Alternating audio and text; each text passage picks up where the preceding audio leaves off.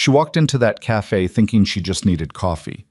She walked out with a target on her back, and the only man dangerous enough to stand between her and the people trying to destroy her was a mechanic who hadn't touched a weapon in 6 years. Damian Cross didn't just want her company, he wanted to break her, publicly, permanently. And he almost did. What he didn't account for was the quiet man in the corner, the one nobody looked at twice. That was his first mistake, and his last. If this is your first time here, welcome. Hit that subscribe button right now because every week we bring you stories that will keep you up at night. Smash the like button if you're already hooked, and drop a comment telling us what city and country you're watching from. We want to see how far this story travels. Don't go anywhere. This one goes deep. The rain had been falling since before sunrise, the kind of slow, indifferent Seattle rain that doesn't announce itself, just settles in and stays. By 7 in the morning, the streets near Capitol Hill were already slick dark, and the coffee shop on the corner of Melrose and Olive, a narrow, wood-paneled place called Grounded, had fogged up its windows from the inside heat. Sophia Whitmore pushed through the glass door at 7:14 a.m. and immediately felt the tension leave her shoulders. Not completely. It never left completely anymore. But enough. Just enough. She was 30 years old, and on paper she was one of the most powerful women in Pacific Northwest tech. CEO of Whitmore Systems, a cybersecurity firm she had taken from a 4-person startup in her apartment to a company with 412 employees, an evaluation that made people at industry conferences either very eager to shake her hand or very reluctant to make eye contact. She had been profiled in 2 national magazines in the last 18 months. She had testified before a Senate subcommittee on data privacy. She had been called a visionary by people who made their careers deciding which founders deserved that word. What those magazines didn't photograph was the face she made at 2 a.m. when she was alone in her office reading the latest set of anonymous tips that had been circulating through the investor community. Tips that weren't true. Tips that were carefully, deliberately constructed to look like they might be. What they didn't capture was the way her hands shook sometimes when she signed documents now, not from nerves exactly, but from the specific exhaustion of someone who had been fighting the same battle for 4 months and still couldn't see the end of it. She ordered a medium dark roast, no room, and took the small table nearest the window. She set her bag down. She pulled out the folder she'd been carrying since the night before. Printouts of the latest round of fabricated investor communications that her legal team had flagged. And then she stared at it for about 15 seconds before turning it face down on the table. Not yet. 5 minutes. She was giving herself 5 minutes. The cafe was quiet at this hour. A barista with a sleeve of tattoos was restocking the pastry case. 2 women in scrubs sat by the door, one of them asleep sitting up. A man in the far corner booth was working on something, his coffee barely touched, his attention directed entirely at the table surface in front of him. Sophia noticed him the way you notice furniture. Registered, then forgotten. She wrapped both hands around her cup and let herself breathe. She thought about her father, which she tried not to do at work, but which happened anyway, especially on mornings like this. He had started the company with a whiteboard and a second-hand server rack, and an obsession with network security that most people in 2003 considered eccentric at best. He had died when Sophia was 24, 2 years into her MBA, and he had left the company to her because he believed she was the only person who understood what he was actually building. Not just a product, a philosophy, the idea that privacy wasn't a luxury. It was a right, and it could be protected. She had spent 6 years proving he was right to trust her. 6 years of difficult decisions and missed personal milestones and conversations she'd rehearsed in the mirror before having them in boardrooms. She had grown the company. She had been careful. She had been patient. And then Damian Cross had decided he wanted what she'd built. She heard the door open and didn't look up. The sound of expensive shoes on old hardwood. 2 sets, then a third. The particular energy that enters a room when someone powerful walks in and knows it. She looked up. Damian Cross was 51 years old, silver-haired, and built like a man who had been told his whole life that rooms belonged to him. He wore a charcoal suit with no tie, a deliberate casualness that cost more than most people's monthly rent. He was flanked by 2 men she recognized, assistants or security. It was hard to tell with Damian. He preferred the ambiguity. And he was already scanning the room with the particular look of someone who considered every space a stage. His eyes found her, stopped. She watched the corner of his mouth move. Not quite a smile, He said something to the man on his left without breaking eye contact with her, then walked toward the counter. She turned back to her coffee. Her jaw was tight. She made herself loosen it. He ordered something she couldn't hear, then turned around, cup in hand, and walked not toward the door but toward her table. She had known he would. That was the thing about Damien. He had never once in his life let a room decide what happened. He decided. Sophia. He said her name the way you say a word you're tired of spelling. Damien. She didn't stand up. She didn't smile. I wasn't aware this was your neighborhood. It's not. He pulled out the chair across from her without asking and sat down. His two associates positioned themselves behind him with the practiced discretion of people trained to be invisible and threatening simultaneously. I was in a meeting 2 blocks east, saw the sign, thought I'd see what the locals were drinking. He glanced at her cup. Dark roast. No fuss. That tracks. I'm not going to invite you to sit. You already did that. So let's skip the small talk. Sure. He leaned back, easy, comfortable, like he had all morning. How's the board? My board is fine. Is it? He tilted his head slightly. Because I had lunch with Raymond Cho on Thursday. He seemed uncertain about a number of things. Raymond Cho was her longest tenured board member.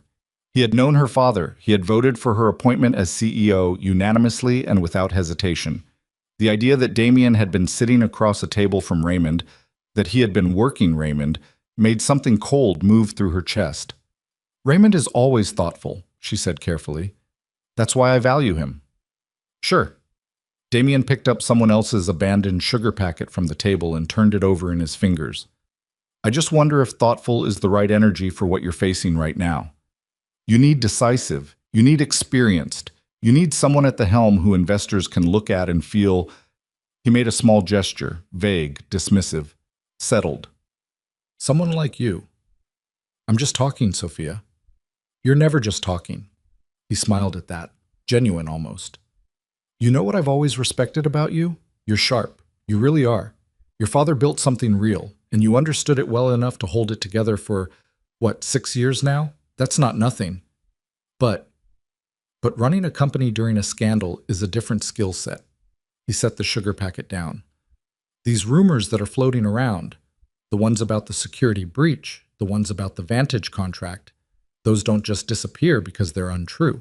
You know that. You've been in this long enough to know that narrative is everything. Sophia looked at him directly.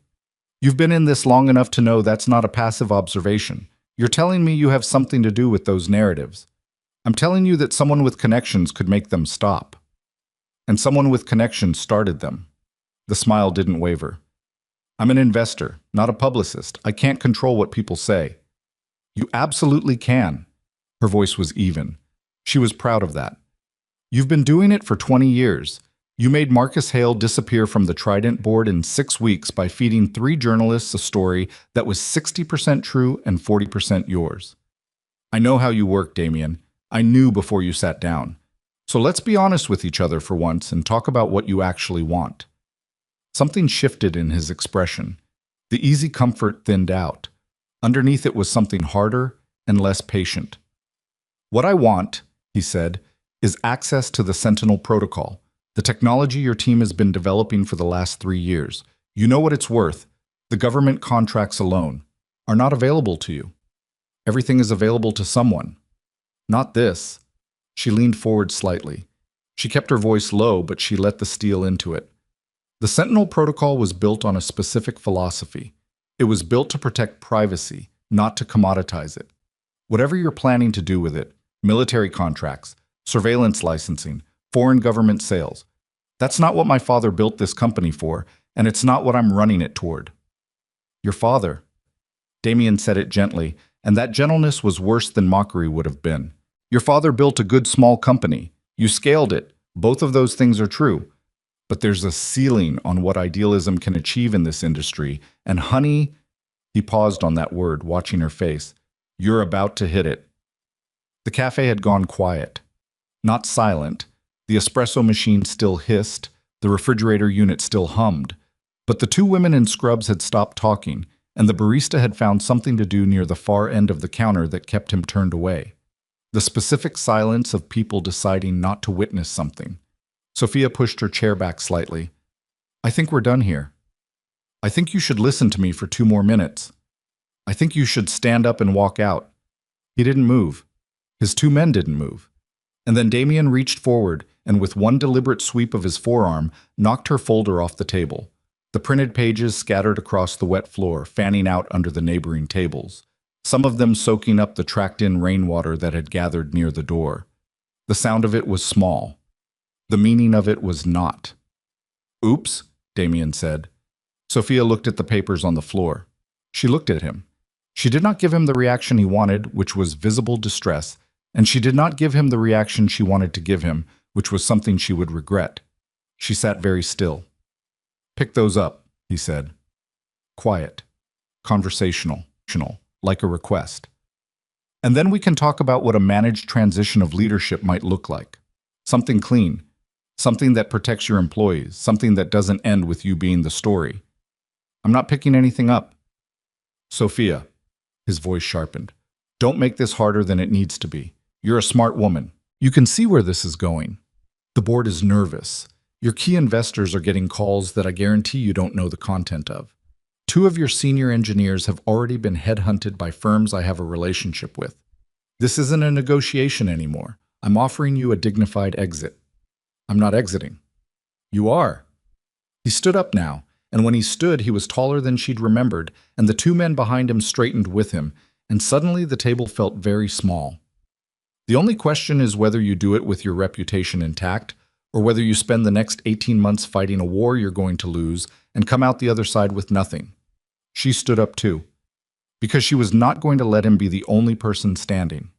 "My answer is no," she said. "It was no when you called my assistant in October. It was no when you sent Marcus Hale to my board in December. It's no now. It'll be no in 18 months. Write that down somewhere." His hand came out and closed around her wrist. Not violent, controlled. The way you grab a door handle, proprietary. "Think carefully," he said. "Right now. Think carefully about what your next words are." She didn't move. She didn't scream. She stood very still.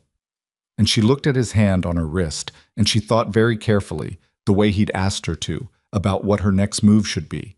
And she found that all of her calculations and all of her preparation for this moment had not actually accounted for the specific humiliation of being grabbed in a coffee shop while a room full of people looked away. Then she heard the sound of a chair scraping back, slow, deliberate. Footsteps. Unhurried. The man from the corner booth was standing up.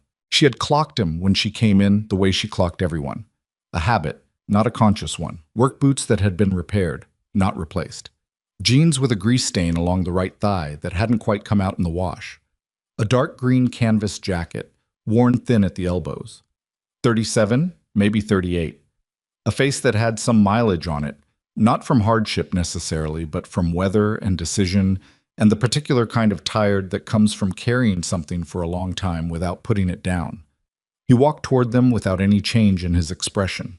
Damien glanced at him. The glance was dismissive, automatic. Whatever this was, it would be brief. The man stopped about 3 feet from the table. He looked at Damien's hand on Sophia's wrist. He looked at Damien's face. He said nothing for a moment, then, "Let go of her arm." His voice was level, not loud, not aggressive. The kind of voice that didn't need volume to communicate that it was serious. Damien turned to face him fully. His expression was the expression of a man encountering something mildly inconvenient. "This is a private conversation, friend." "I'm not your friend," the man said, "and I didn't ask for context. Let go of her arm." One of the security men stepped forward. He was wide across the shoulders, practiced in the particular posture of men who get paid to be physically present, and he put his hand out toward the mechanic's chest. What happened next was fast and quiet and almost anticlimactic in its efficiency. The security man's wrist was redirected. His momentum was used against him in a way that required very little effort and resulted in him stepping sideways into the neighboring table, catching himself, and finding that his arm was now at an angle he hadn't chosen. He stopped moving. The second man started forward and then stopped when he saw that his colleague was being held still by someone who wasn't even breathing hard. The cafe was absolutely silent. Damien had gone still. His hand had released Sophia's wrist. She wasn't sure exactly when that had happened. The mechanic released the security man's arm. took one step back, adjusted nothing about his posture. "I think you three should leave," he said. Damien looked at him. For the first time since he'd walked into Grounded that morning, his face showed something unscripted. It lasted only a second. Then the composure came back, smooth and practiced, like a curtain being drawn. "We'll continue this," he said to Sophia. "No," she said. "We won't." Damien straightened his jacket. He nodded to his men. He walked toward the door with deliberate unhaste, because Damien Cross had never rushed anywhere in his life, and he was not about to start in a Capitol Hill coffee shop. The door closed behind them. The mechanic turned back to where the papers had scattered across the floor and crouched down to start picking them up. He stacked them without looking at the content, tapped them into a roughened alignment, and set them on the table. Then he went back to his corner booth, picked up his coffee, which had gone cold, and sat down. Sophia stood at her table for a moment. Her wrist had a slight redness where Damien's hand had been. Her heart rate was doing something she was going to need to address. The two nurses near the door had gone back to talking quietly, and the barista had resumed whatever he'd been doing before. She looked at the man in the corner. He was not looking back at her. He had pulled out a small notebook, not a phone, an actual spiral-bound notebook, and was writing something in it with the focused attention of someone who had decided the drama was over, and he was done participating in it. She picked up her folder. She sat back down. She stared at her coffee, which was also cold. She had seen people handle physical confrontations before. She had male colleagues who took Krav Maga classes and liked to demonstrate things at company retreats. She had met veterans at fundraisers, men who wore their history in the way they scanned rooms and positioned themselves near exits. What she had just seen was not that. What she had just seen was the complete absence of performance. No posturing, no escalation, no look at me, no tell the story later. The man in the corner had stood up and addressed a problem and sat back down and was now writing in a notebook. And the whole thing had taken less than 90 seconds, and he was behaving exactly as if it had been as unremarkable as refilling someone's water glass. She looked at the grease stain on his jeans, the repaired boots, the worn jacket. She thought about the way his hand had moved, the angle, the economy of it, the complete and utter lack of hesitation.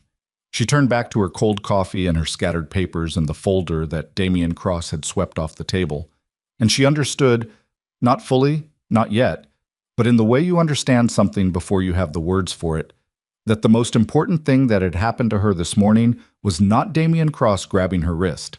It was a mechanic in a corner booth putting down his cup. Sophia sat with her cold coffee for another 4 minutes before she did anything. She was not the kind of person who acted on impulse. She had learned early, through a string of mistakes she didn't like thinking about, decisions made fast and paid for slow, that the space between stimulus and response was where you either kept your head or lost it. 4 minutes wasn't long, but it was enough to feel her pulse return to something normal, enough to look at the scattered papers she'd restacked and realize that 3 of them were out of order and she didn't care, enough to decide what she was going to do next. She left a 10 on the table even though her coffee had been $7.50. Then she picked up her bag and walked out. The rain had lightened to a mist. The street smelled like wet concrete and bus exhaust. She stood under the narrow overhang outside Grounded and looked left, then right, and saw him about 30 feet away near a beat-up dark blue pickup truck that was parked against the curb with one wheel slightly up on the concrete edge in a way that suggested the driver had been in a minor hurry when he'd pulled in. He was standing at the driver's side door, keys already out, his head down a little, the way people hold their heads when they're thinking about something that has nothing to do with where they're standing. "Hey," she said. He looked up. His expression didn't change much. She walked toward him. She stopped about 6 feet away, which felt like the right distance, close enough to talk, far enough to not crowd him. He had done her a significant favor, and she had not said a single word to him inside the cafe, which now struck her as a gap she needed to close, even if she didn't know exactly what she wanted to say on the other side of it. "I didn't thank you," she said. "In there. I should have." "You don't have to." "I know I don't have to. I want to." She paused. "You didn't have to do that." "No," he agreed. She waited for more. He didn't offer more. He held his keys loosely in one hand, and he was looking at her with the patient attention of someone who understood that she was working up to something and was willing to wait, but was not going to help her get there. "What's your name?" she asked. A brief hesitation. Ethan. Sophia. She didn't offer her hand. Something told her that shaking hands wasn't the right rhythm for this conversation. You work around here? Other side of the hill, off Rainier. He glanced at the truck, then back at her. I come here on Tuesdays. It's quiet. Usually, she said. Something shifted in his face. Not quite a smile. The approximation of one. Usually, he agreed. She looked at him for a moment. The jacket, the notebook he had tucked back into his inside pocket. The way he was standing, weight distributed evenly, shoulders level, not leaning on the truck the way most people would lean on something when they were relaxed and waiting. He wasn't quite relaxed. He wasn't tense either. He was simply present in a way that felt calibrated. What you did in there, she said. The way you moved. That wasn't... She stopped, reconsidered how to say it. That's not something you learn at a gym.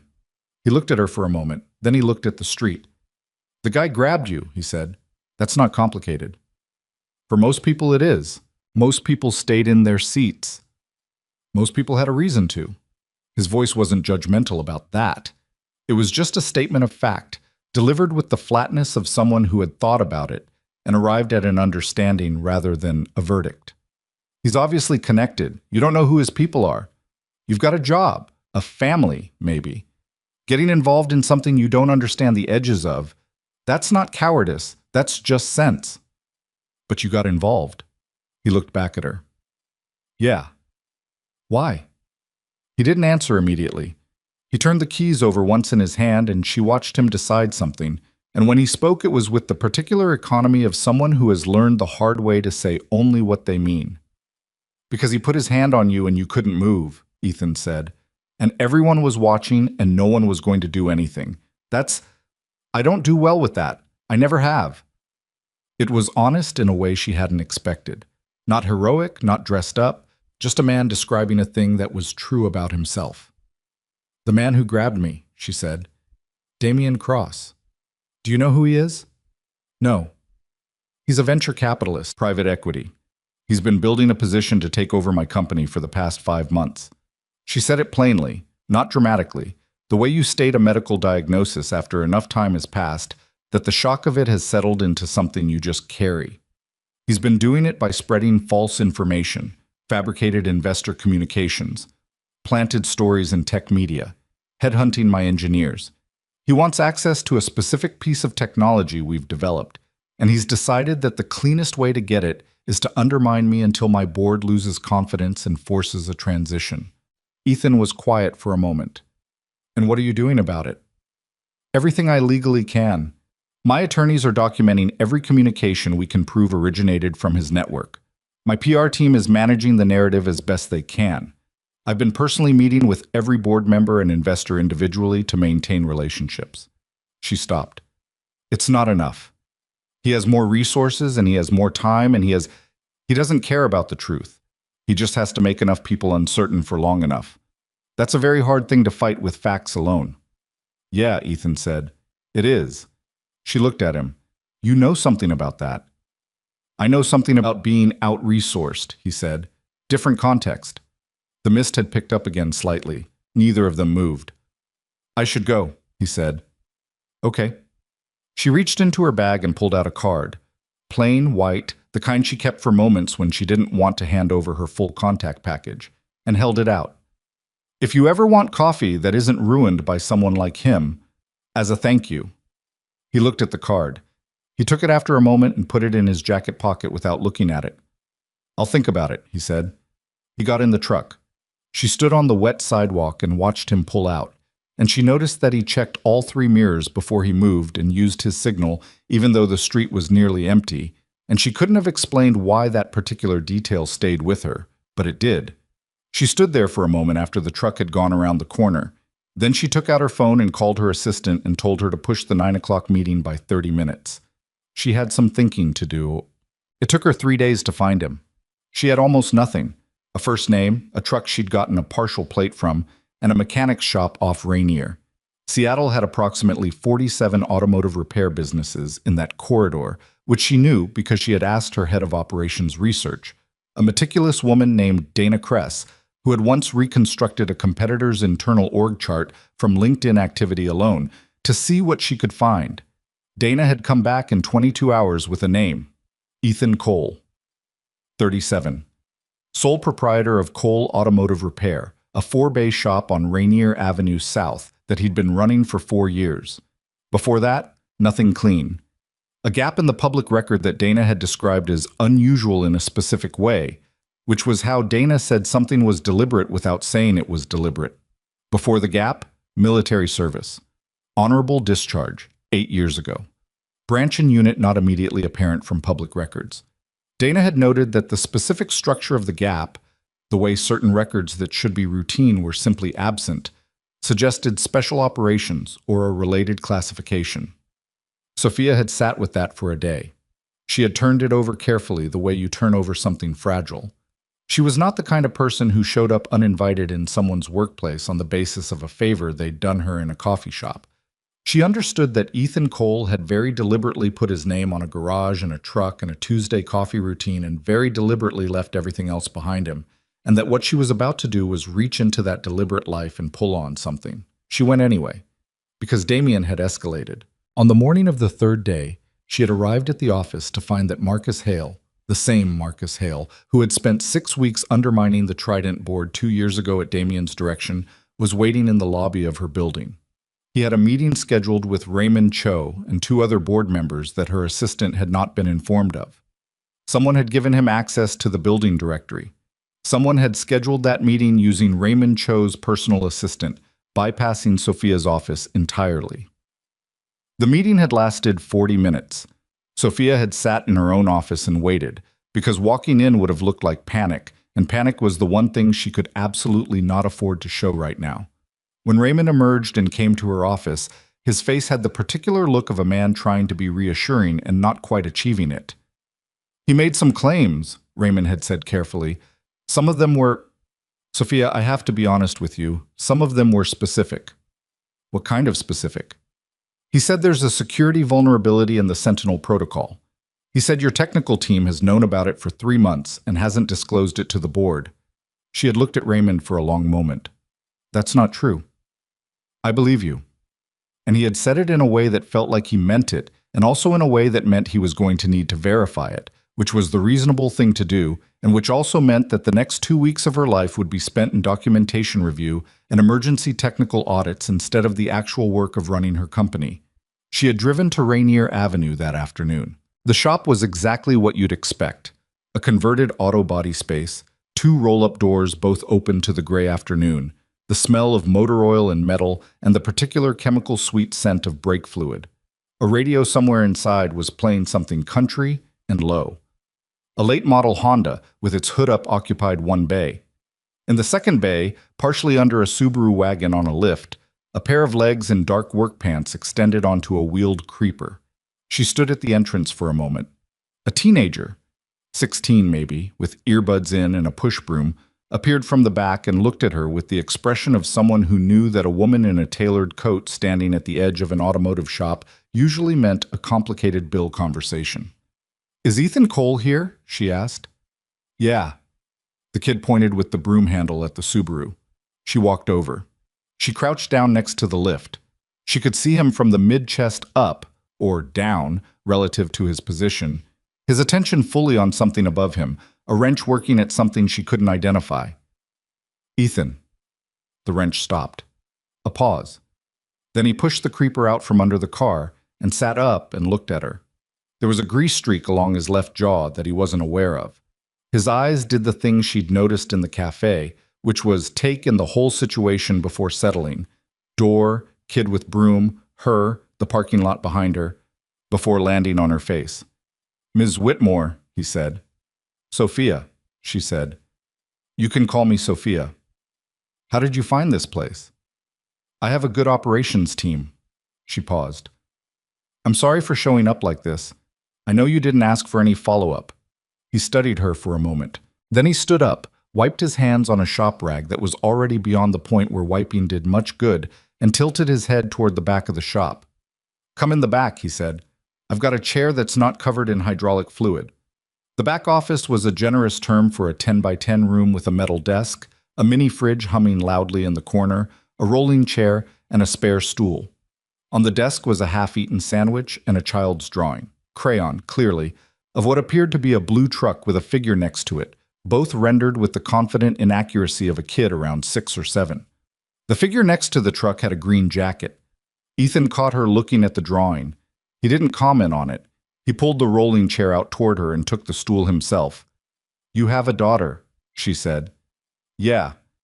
He said it in a way that closed the topic without being rude about it. She understood and let it go. She sat down. She set her bag on the floor and leaned forward with her elbows on her knees the way she sat when she was tired of performing composure, which she was. "He escalated," she said. Ethan waited.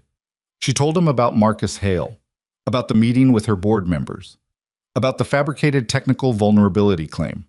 She told him about the investor calls she'd been hearing about secondhand, calls that were sophisticated enough that her attorneys couldn't prove their origin, but patterned enough that she was now certain they were coordinated. She told him that 2 of her senior engineers had been approached by headhunters in the past 10 days, and that one of them, a woman named Priya Anand, who had been at Whitmore Systems for 3 years and whom Sophia trusted completely, had come to her quietly and said that the approach hadn't been a normal headhunt, that the recruiter had asked specific technical questions about the Sentinel protocol's architecture during what was supposed to be a casual, exploratory call.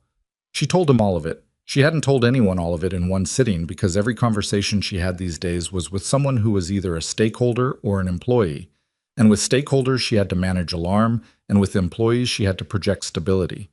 It was the first time in 4 months she had simply laid it out for someone who had no investment in the outcome one way or the other. When she was done, Ethan was quiet for a moment. "What do you want from me?" he asked. "I don't know exactly," she said, and that was honest. "I know what you can do physically. I saw that, but that's not—" She paused, organizing it. "What I'm facing isn't a physical problem most of the time. Damien isn't going to be solved by someone who can restrain his security team. He operates in information and access and reputation. He's been doing this for 20 years and he's good at it, and I need—" She stopped. "I need someone who is not part of my professional world, someone who has no stake in any of the existing relationships, someone who can see things I might be too close to see." "You have a whole company," Ethan said. "You have attorneys, you have board members." "I might have board members who are already compromised. My attorneys can only move on what I can prove. My company has a leak somewhere. I don't know where, but the specificity of the information Damien is using tells me it's not coming entirely from external research." She looked at him steadily. "And all of those people depend on me to be certain and confident and managed. I haven't had an honest conversation about how bad this actually is since October." Ethan looked at the sandwich on the desk, then at the crayon drawing, then at her. "I run a 4-bay shop," he said. "I change oil. I fix brake pads. I help my daughter with homework at night. That's the whole thing right now. That's what I've got." "I know." "Whatever you saw in that cafe—" He stopped, looked at the window, which was a single pane of glass looking out onto the alley where a dumpster sat.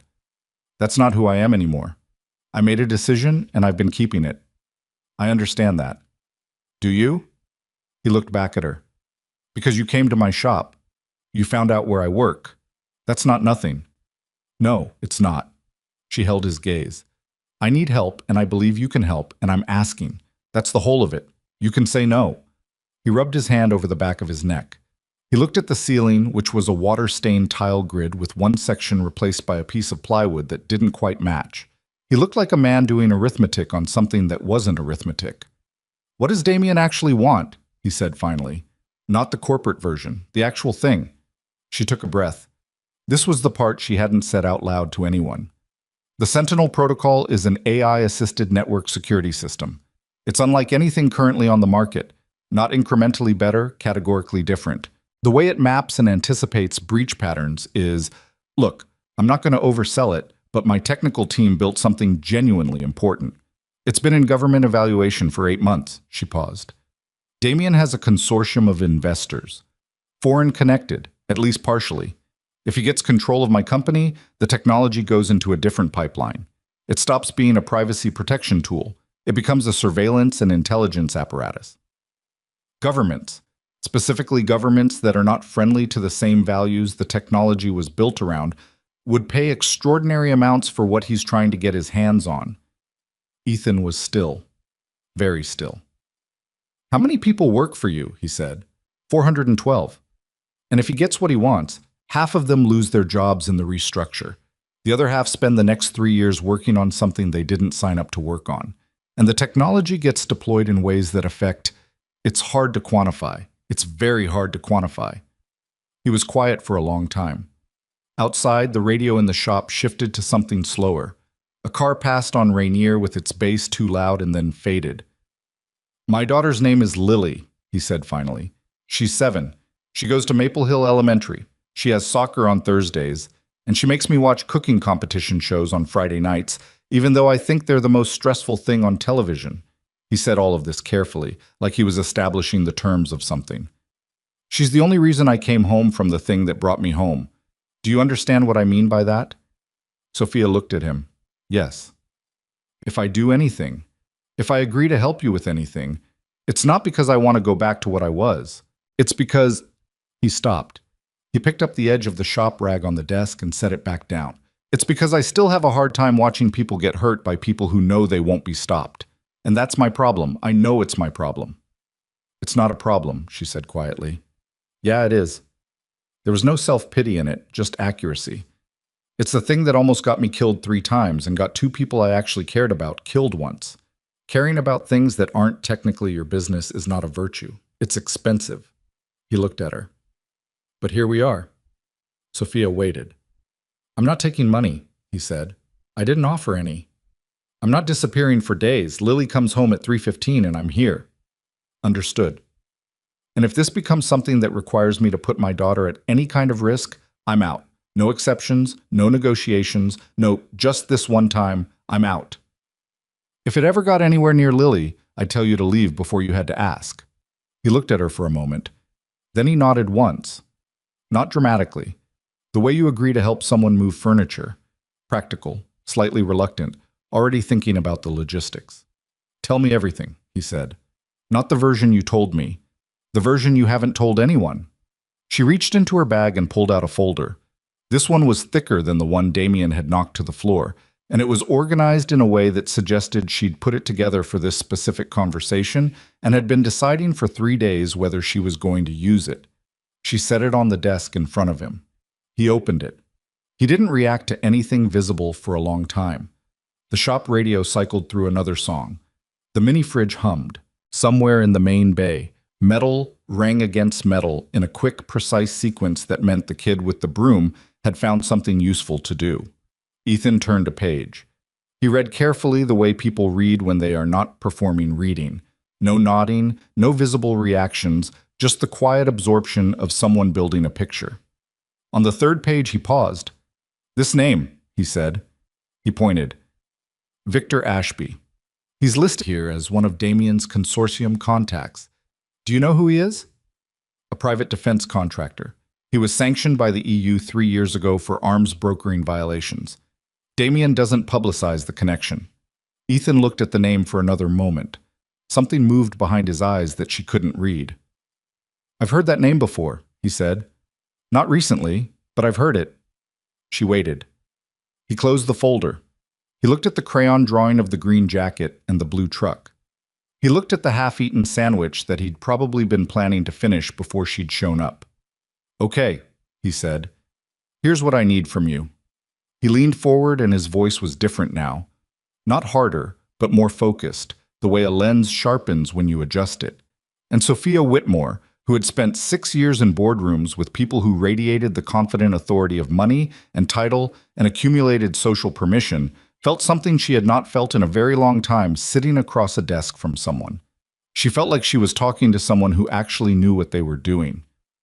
I need every communication you have from your board members for the past 6 months, he said.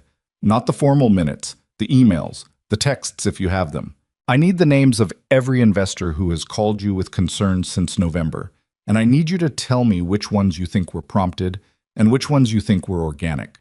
I need the org chart of your technical team, who has access to what level of the Sentinel architecture, and for how long. And I need you to think very carefully about one specific thing. What thing? The leak you mentioned. The information Damien has that's too specific to be external research. He looked at her steadily. Someone in your building is talking to his people. That's not a theory. The pattern you just described makes it a fact. Whoever it is, they're not doing it because they're a bad person necessarily. They're doing it because Damien found their pressure point and pushed on it. Figure out who has a pressure point right now, who's scared, who's in debt, who got passed over for something, who's been different the last few months, and you'll find your leak. She sat with that for a moment. She had known it, somewhere in the part of herself she hadn't been letting speak too loudly. But hearing it said plainly by someone outside the situation made it real in a different way. That's going to be hard, she said. Most of this is going to be hard. He picked up the folder and handed it back to her. He stood up. She stood up. Come back tomorrow morning, early, before 8. Lily doesn't leave for school until 7:45. Okay. And Sophia, he looked at her directly. Stop telling people everything's under control. Not the specifics, don't broadcast that. But stop performing certainty you don't have. It's burning energy you need for other things. She looked at him. How do you know I've been doing that? Because it's what capable people do when they're scared, he said simply. And you're clearly both. She picked up her bag. She walked to the door of the back office. She stopped. Ethan, the name Victor Ashby. When did you hear it? He was quiet for a moment. In the silence, she could hear the radio from the shop floor, faint and tinny. A long time ago, he said, in a place that doesn't exist on any map I'm cleared to mention.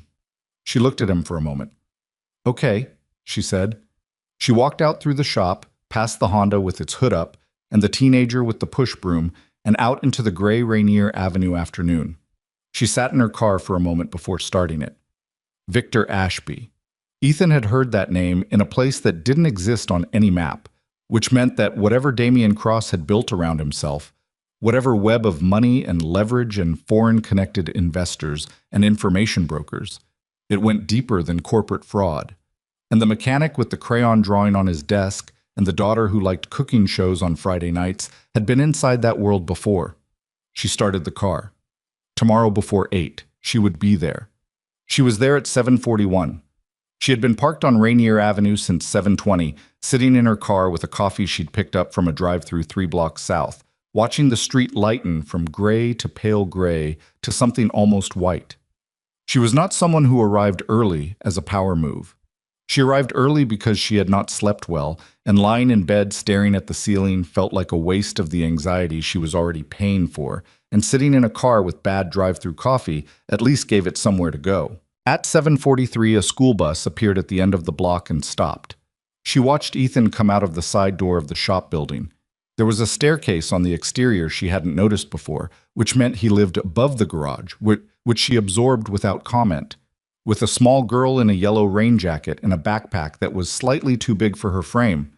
The girl was talking.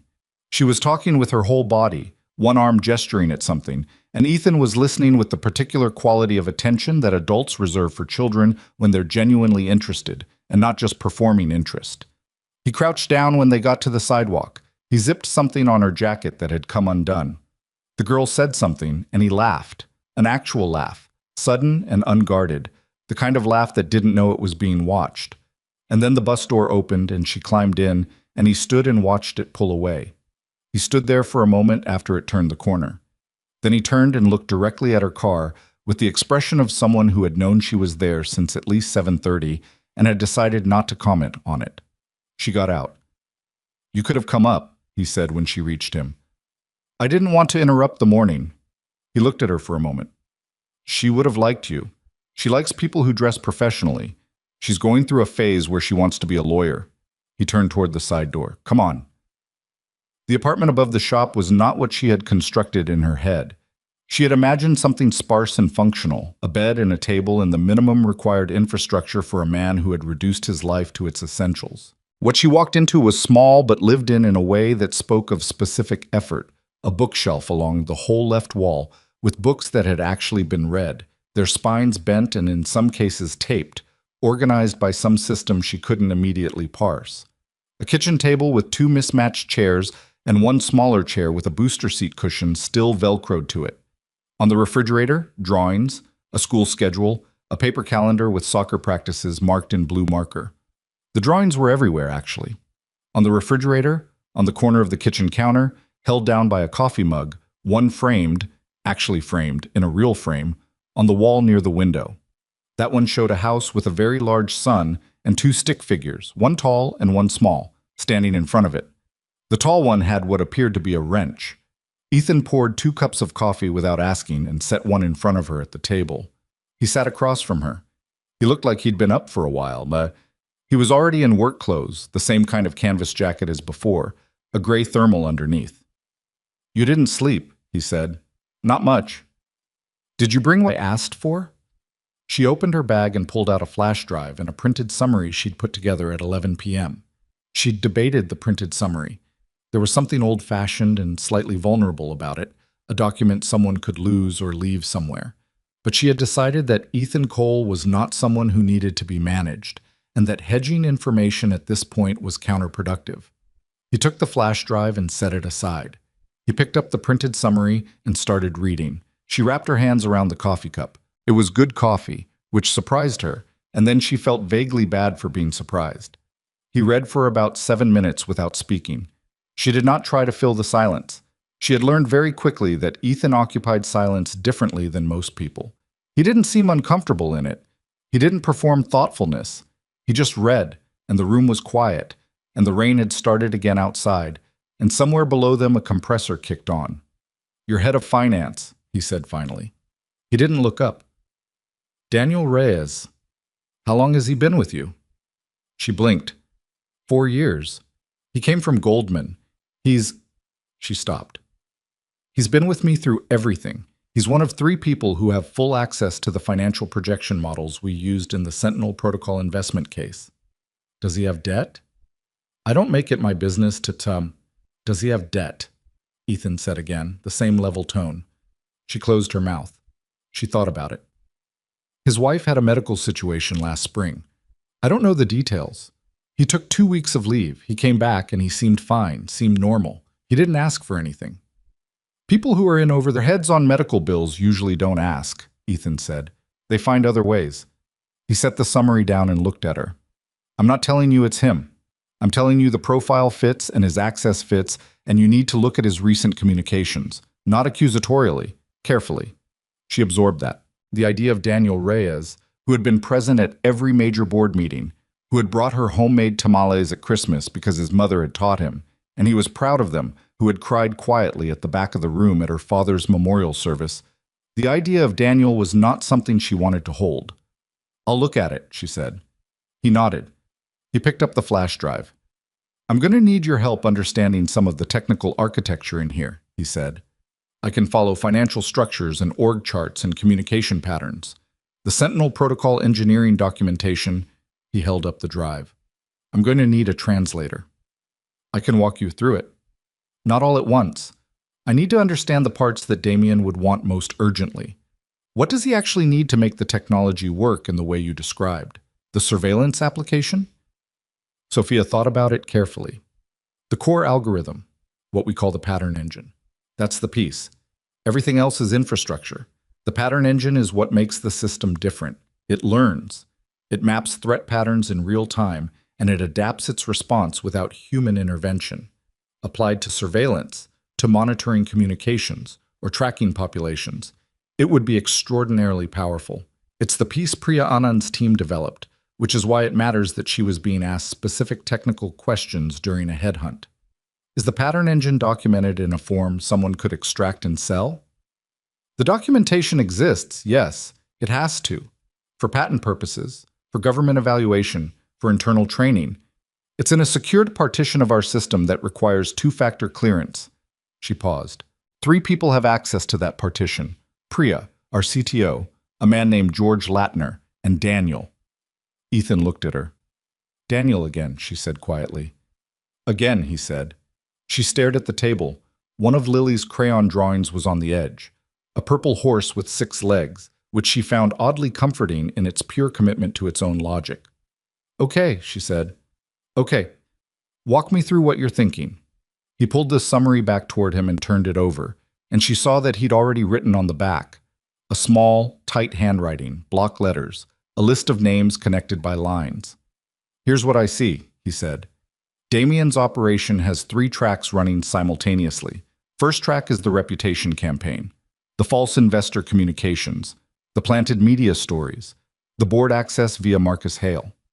That's designed to create uncertainty from the outside. Second track is the board itself. He's working Raymond Cho and at least one other member, trying to create internal pressure for a leadership transition. Third track, he pointed to a name at the bottom of his diagram, is the technical extraction. He doesn't just want to take over the company, he wants the pattern engine documented and extractable before the takeover completes, because he knows that if the acquisition goes hostile, there will be a period of legal chaos during which a skilled technical team could lock the system down or restructure the documentation so it can't be easily transferred. Sophia stared at his diagram. You did all of this from the summary I gave you. I did it from the summary and from what you told me yesterday and from about 40 minutes of thinking this morning while Lily ate cereal. He looked up. I'm not a miracle. I'm just someone who has spent a lot of time understanding how people build pressure campaigns. The targets change. The structure doesn't. The third track, she said. The technical extraction. If Daniel is the leak, then Damien already has partial documentation. The question is whether he has enough. Ethan tapped the paper. You need to know that before anything else, because if he has enough, the legal battle becomes secondary. He can proceed without the acquisition. He can take what he has to Victor Ashby's people and sell the underlying architecture while your attorneys are still filing motions. She felt cold. Not dramatically, not a cinematic shiver, just a specific lowering of temperature in her chest, the kind that happens when something you'd kept theoretical becomes actual. If that's true, she said, if he's already extracting, then you don't have 6 months, Ethan said. You might have 3 weeks. She looked at him. He looked back at her without flinching from it, which she appreciated and also found deeply uncomfortable. Okay, she said, then we move faster. We need to do one thing first, he said, before any of the rest of it. What? He folded his hands on the table. He had a cut on one knuckle, half healed, from something in the shop. He looked like he was deciding how to say the next thing. I need to tell you who Victor Ashby is, he said. Not who he is on paper, who he actually is. She waited. I spent 8 years as a Navy SEAL, he said. His voice was even but different, flatter, like a door closing. My last 3 years were with a joint task force. We did threat disruption, not combat in the traditional sense. Intelligence-adjacent operations. We went into places that didn't exist, after people whose names were never in any public record, doing things that were never going to be explained to anyone. He stopped. My last mission was in the Black Sea region. We were tracking a network that was brokering stolen defense technology. Not weapons, hardware and software, proprietary systems that had been extracted from Western companies and were being moved east. She didn't move. Victor Ashby was a name that appeared 3 times in the intelligence package we were working from, Ethan continued. He wasn't the primary target. He was a facilitator, someone who made introductions, handled money movement, ensured that the right technology got into the hands of the right buyers without leaving obvious fingerprints. He was extraordinarily careful, the kind of careful that takes years to develop. He looked at the table. 2 members of my team were killed on that mission. We didn't complete the objective. The network dispersed. 6 months later, I was discharged and I came back here and I opened the shop and I decided I was done. Sophia realized she'd stopped breathing normally and made herself breathe. Ashby is still operating, Ethan said. If Damien's consortium includes him, this isn't a corporate raid. It's not about Damien wanting to add a piece of technology to his portfolio. This is about a network that has been operational for years trying to acquire a specific asset that they've identified as valuable. He looked at her directly. Your company is not the target. The pattern engine is the target. Damien is a buyer's agent. Ashby is the buyer. The rain on the window was steady and uninflected. Downstairs, the compressor had stopped and it was very quiet. Why would Ashby use Damien, she said. If he wanted the technology, why the corporate structure? Why the acquisition play? Because the pattern engine is currently under government evaluation. A direct theft attempt would trigger federal investigation. But if a domestic investor legitimately acquires the company through a board-authorized transition, the government evaluation gets paused, the legal structure changes, and the technology moves into a different ownership framework during the gap. Ethan's voice was exact. It's not faster than stealing it. It's cleaner. It's something that looks, on paper, like business. She thought about this. She thought about her father sitting at a whiteboard in a two-bedroom apartment 12 years ago, drawing network architecture diagrams with a black marker, talking about the obligation of people who understood systems to build them in a way that protected people instead of exploiting them. She thought about the 412 people who came to work every day in the building she ran. "What did Damien grab me for?" she said. "In the cafe. What was that actually about?" "I've been thinking about that." Ethan's jaw shifted slightly. "I think that was personal. I think he's been doing this long enough that he's become comfortable. He thought you were alone and defeated, and he wanted to feel it. The way that type of man always wants to feel it, in person, with an audience. That was a mistake on his part." "Yes," Ethan said. "It was." She looked at him. "Because of you." "Because of you too," he said. "You didn't give him anything. Whatever was going through your head, you didn't give him anything to use." He paused. "That matters.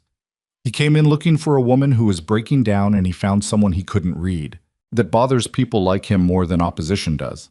She absorbed that. She wasn't sure it was entirely true, but she was grateful for it. "Ethan," she leaned forward slightly, "what happened on your last mission? The two people who were killed?" His face did something complicated and then settled.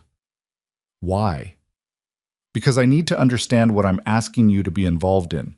If this connects back to what you were doing then, if Ashby is the same Ashby, he is, then this isn't just corporate fraud. This has history for you that it doesn't have for me, and I'm not going to pretend that doesn't matter."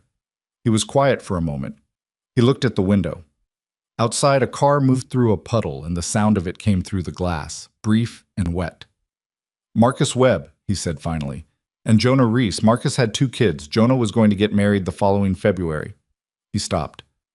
"We walked into something that had been prepared for us.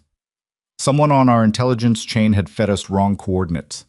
We were in the wrong building, and the right building was 400 meters east, and by the time we understood what had happened..." He stopped again. "We completed what we could of the mission, and we extracted what we could of the team, and Marcus and Jonah did not come home." Sophia did not say she was sorry, because it would have been true but insufficient, and she sensed that Ethan had received insufficient sympathies on this subject and had developed a reasonable wariness of them. "The intelligence leak," she said. "Someone fed you wrong coordinates." "Yes." "Was that ever traced?" "Not officially." His voice was flat in a way that meant, "And that has been a thing I have lived with." "But you have a theory." "I have a name," he said, "and I've never been able to do anything with it because I'm a mechanic on Rainier Avenue, and the person I think is responsible operates behind 4 layers of legal insulation and has never been in the same country as anything that could be proven." She felt the pieces connect before she said it. "Ashby." "The leak on our intelligence chain had the fingerprints of someone who understood our protocols from the inside. And Ashby's network included, at that time, at least one compromised intelligence contractor. I can't prove it. I have never been able to prove it. But the reason I recognize that name in your folder," he looked at her, "is because I have been carrying it for 6 years." His apartment was very quiet. Outside, Seattle's gray morning pressed against the windows. Sophia sat with what he'd just given her. She understood now the specific weight of what it meant for him to be sitting at this table with her.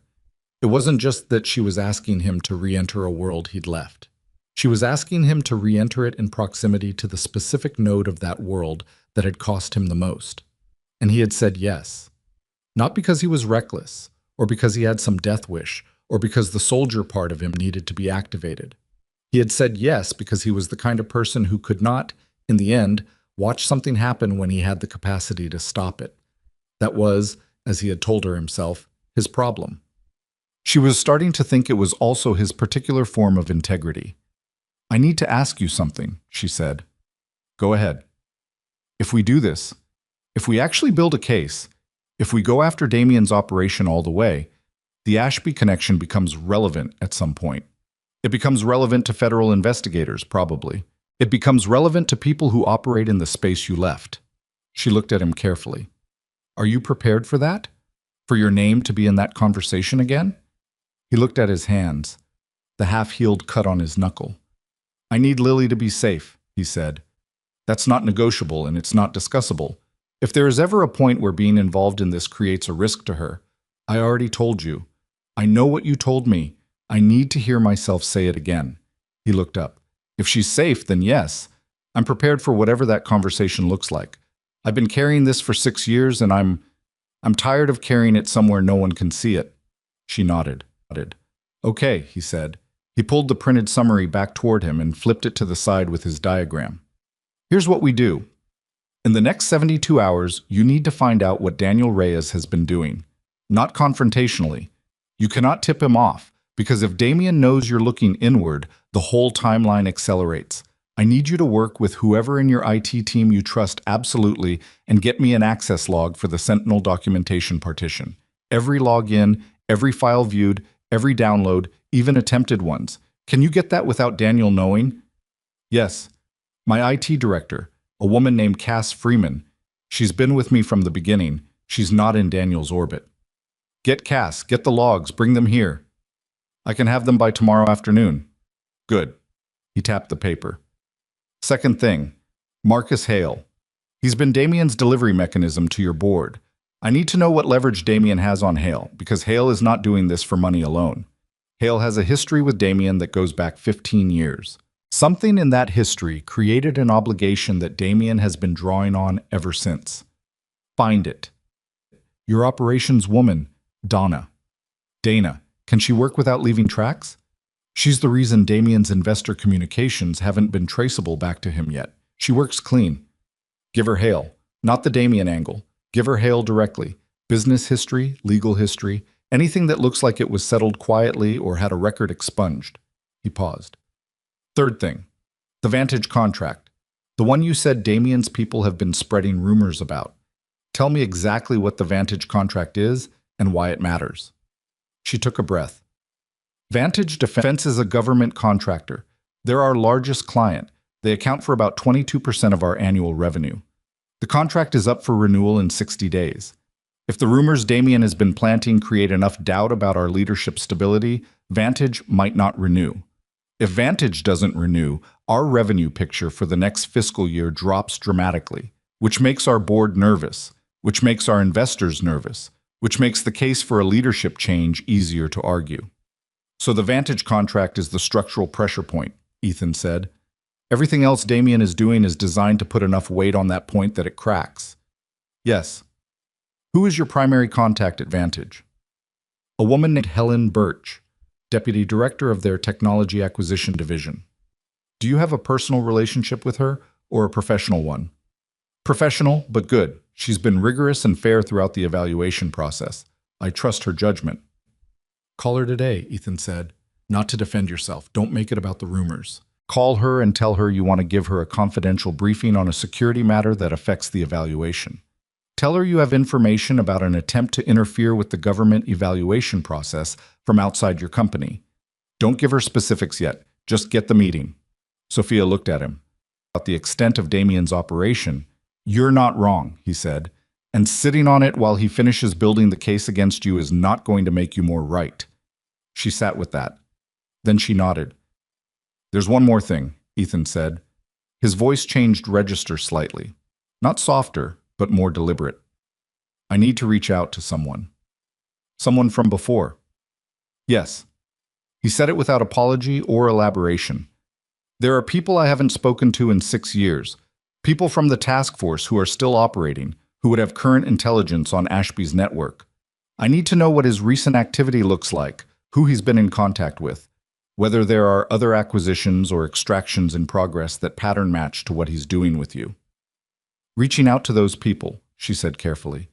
Does that create risk for you? Different risk than I'm already in. He was honest about it, which she appreciated.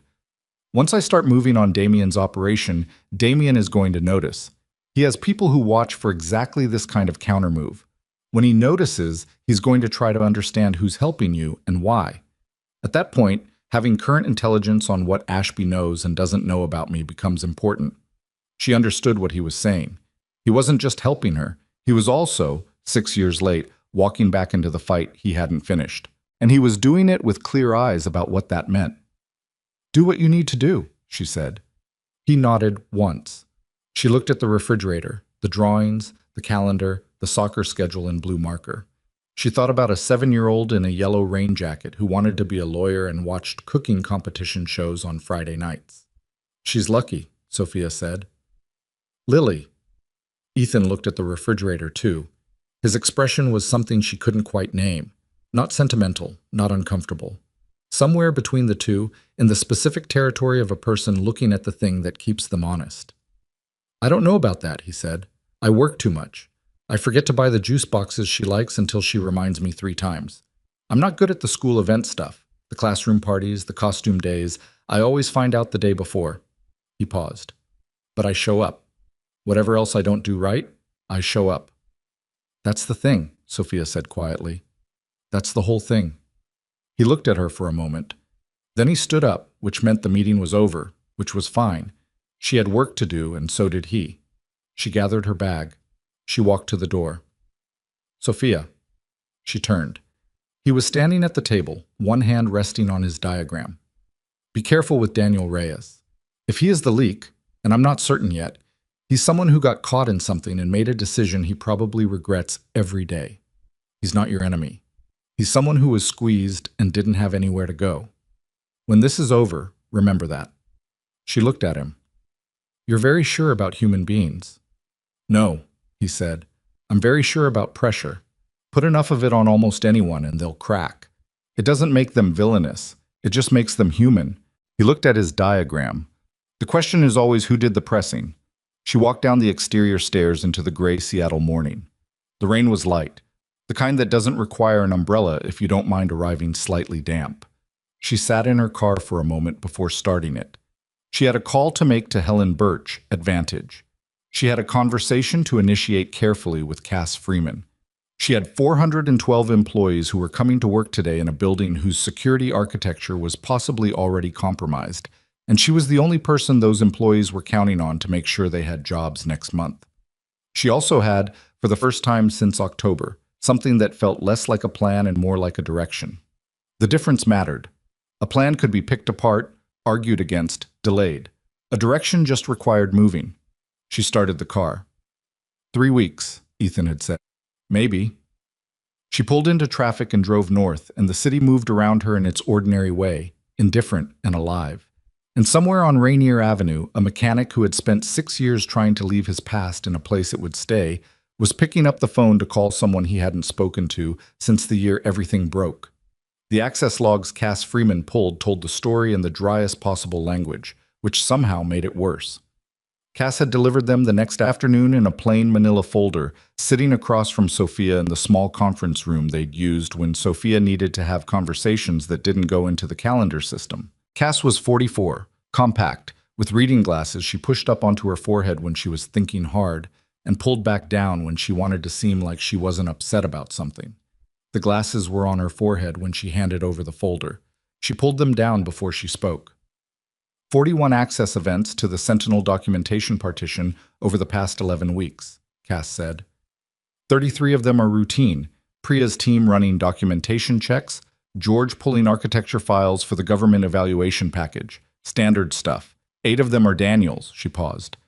3 of those 8 happened between 11 p.m. and 2 a.m. Sophia opened the folder and looked at the log printout without speaking. He didn't download anything, Cass continued, or he didn't complete any downloads that our system registered, but he opened the Pattern Engine core documentation file 4 times in the past 3 weeks. Each session lasted between 40 and 70 minutes. Another pause. Sophia, the Pattern Engine documentation is 230 pages. You don't open a 230-page technical document at midnight to brush up on your finance knowledge. No, Sophia said, you don't. What do you want me to do? Sophia looked at the log. She thought about what Ethan had said. He got caught in something and made a decision he probably regrets every day. She thought about Daniel's wife's medical situation last spring, the 2 weeks of leave, the way he'd come back and been fine, seemed fine, which now in retrospect she understood was the behavior of a man who had made a terrible decision and was trying to bury it under normalcy. Nothing yet, she said. Don't change his access permissions. Don't say anything to him. Don't alter anything in the system that he might notice. She closed the folder. I need 3 more days. Sophia, 3 days, Cass. I know what I'm doing. Cass pushed her glasses back up, which meant she didn't entirely know what Sophia was doing, but was going to trust her anyway, which was its own kind of loyalty. Sophia took the folder to Ethan that evening. He read the log at the kitchen table while Lily ate dinner in the next room. Pasta with butter, Sophia gathered. From the smell and the running commentary Lily was providing to no one in particular about how the noodles were too long and needed to be cut. But she didn't want to ask because the scissors were in the drawer that was hard to reach. Ethan called back that she could use her fork to break them. Lily said that was not how you were supposed to do it. Ethan said it was one valid method. Lily was unconvinced. It was the most ordinary domestic exchange Sophia had witnessed in months, and she sat at the table feeling like she'd accidentally stepped into someone's real life and wasn't entirely sure she should be there. He photographed it, Ethan said, without looking up from the log. She looked at him. Cass said there were no downloads. There wouldn't be. If he's been coached, and Damien's people would have coached him on exactly this. He knows the system logs downloads. He wouldn't complete a transfer. He'd photograph the screen. Ethan tapped the log. 70 minutes on a 230-page document. You can photograph a lot of pages in 70 minutes if you've got a good phone and you're not trying to read. Just capture. He set the log down. He's been building a dossier. Damien probably has most of the pattern engine core documentation already. Sophia sat with that. Then we're out of time, she said. We're close to out of time. Ethan looked at her. Which is why I need to tell you what I found. He'd spent the previous 36 hours making calls. 3 of them, he'd told her, to people he hadn't spoken to since his discharge. He'd been sparse with details about those conversations, which she respected, but the results he'd laid out for her now in a series of handwritten notes that he smoothed flat on the table beside the access log. Victor Ashby moved $40 million through a shell network in the Cayman Islands 8 days ago, he said. The destination accounts are structured to receive a large asset acquisition. My contact can't tell me exactly what the acquisition is, but the timeline and the scale align with what Damien would need to fund a forced board transition and a subsequent IP transfer. 40 million, she said. That's what my contact confirmed, and that's what was visible. The actual figure is probably higher. He shifted the notes.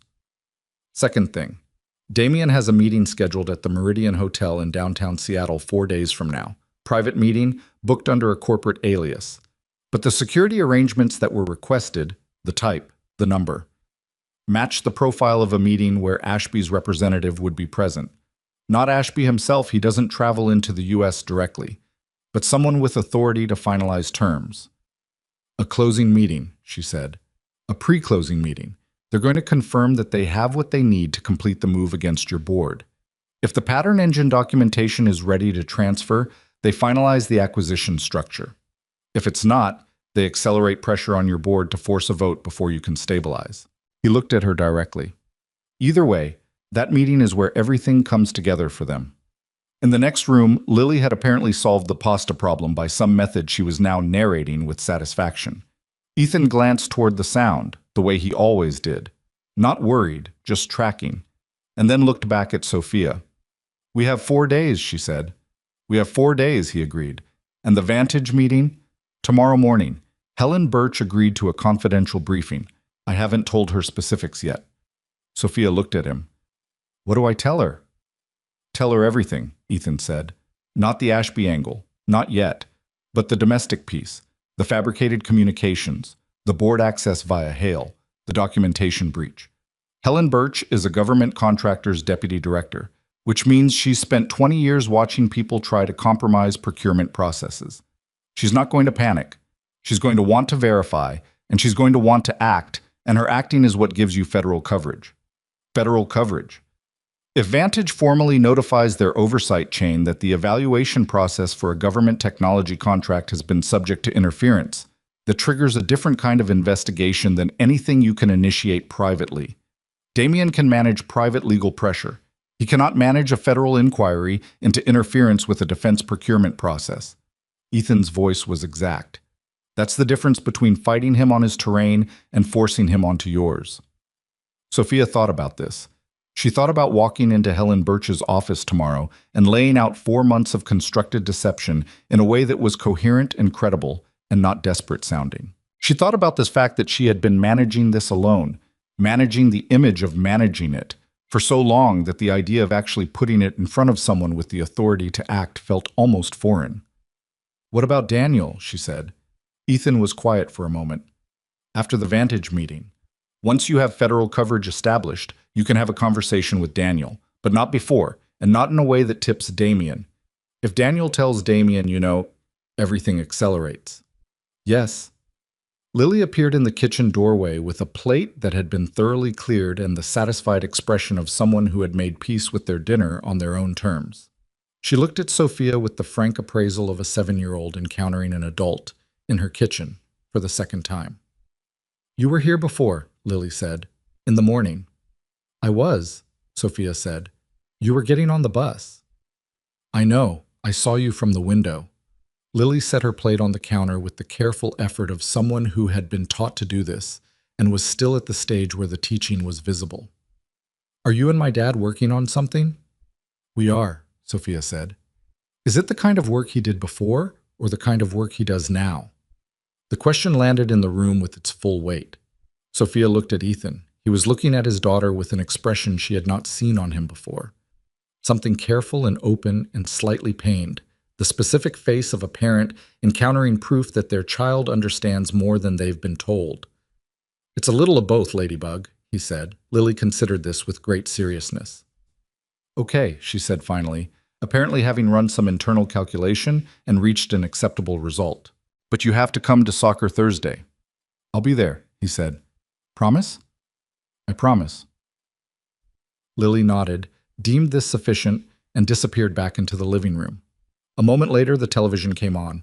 A cooking competition, because it was apparently close enough to Friday to begin the pre-ritual. Sophia looked at Ethan. "She knows more than you've told her." "Kids always do."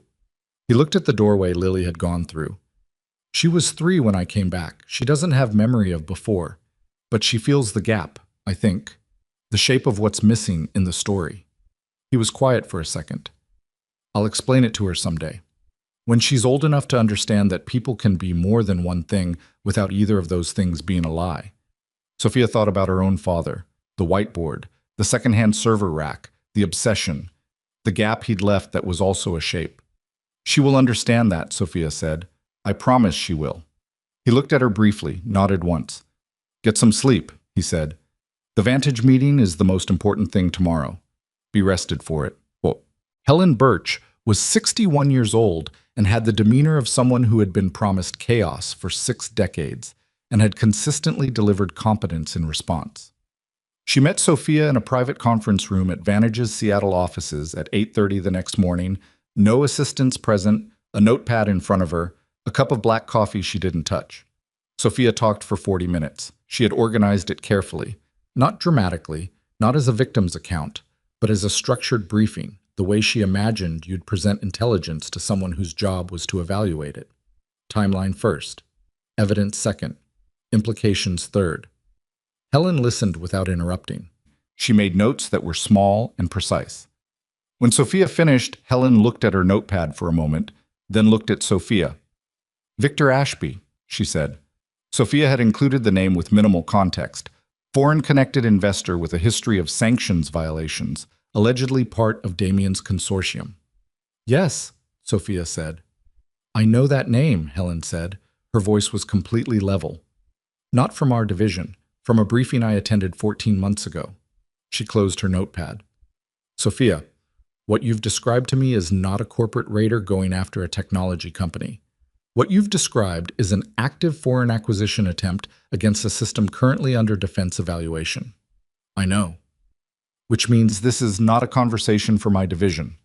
Helen picked up her phone. "I'm going to make 2 calls in the next hour. One to our legal team, one to a federal contact who handles procurement security. I need you to be available today. Not this afternoon, today, to brief those people." Sophia thought of Ethan. "That's the difference between fighting him on his terrain and forcing him onto yours." "I'm available," she said. The next 6 hours were the most exhausting of her professional life, which was a high bar. She sat across from 2 federal investigators, one from the FBI's Economic Espionage Unit, one from a division whose full name was never quite stated clearly, in a secure conference room at a federal building downtown, and she went through everything again. The fabricated investor communications, the board access via Marcus Hale, the Sentinel documentation breach, Damien's meeting at the Meridian in 4 days. The investigators were careful and thorough and revealed almost nothing about what they were thinking, which was professionally appropriate and personally maddening. They took everything she had. They told her she would hear from them by the following morning. She called Ethan from the parking garage. "How did it go?" he said. They took it seriously. She leaned against her car. She was exhausted in a way that sat behind her eyes. They didn't give me anything back, but they took it seriously. Good. A pause. That's the right outcome for today. Ethan. She pressed the back of her hand against her forehead. The Meridian meeting. In 4 days. They asked about it specifically. They asked if I had someone with intelligence-level knowledge of Damien's security arrangements. Silence on his end. I told them I might, she said. I didn't use your name, but they're going to want to talk to whoever has that knowledge. More silence. She could hear the shop below him, the faint sound of metal. Okay, he said finally. You don't have to. I said okay, Sophia. Not harsh, just firm. Set it up. She set it up. Ethan met with the federal investigators the next morning at a location they chose, not the federal building, a nondescript office suite in Bellevue that had no visible signage. Sophia drove him there and waited in the car. He was inside for 2 hours and 20 minutes. When he came out, he looked like a man who had gone somewhere he'd spent years not going and had come back from it intact but not unchanged. He got in the car and sat for a moment without speaking. How are you? She said. Fine. He looked at the windshield. They knew about Ashby, more than I expected.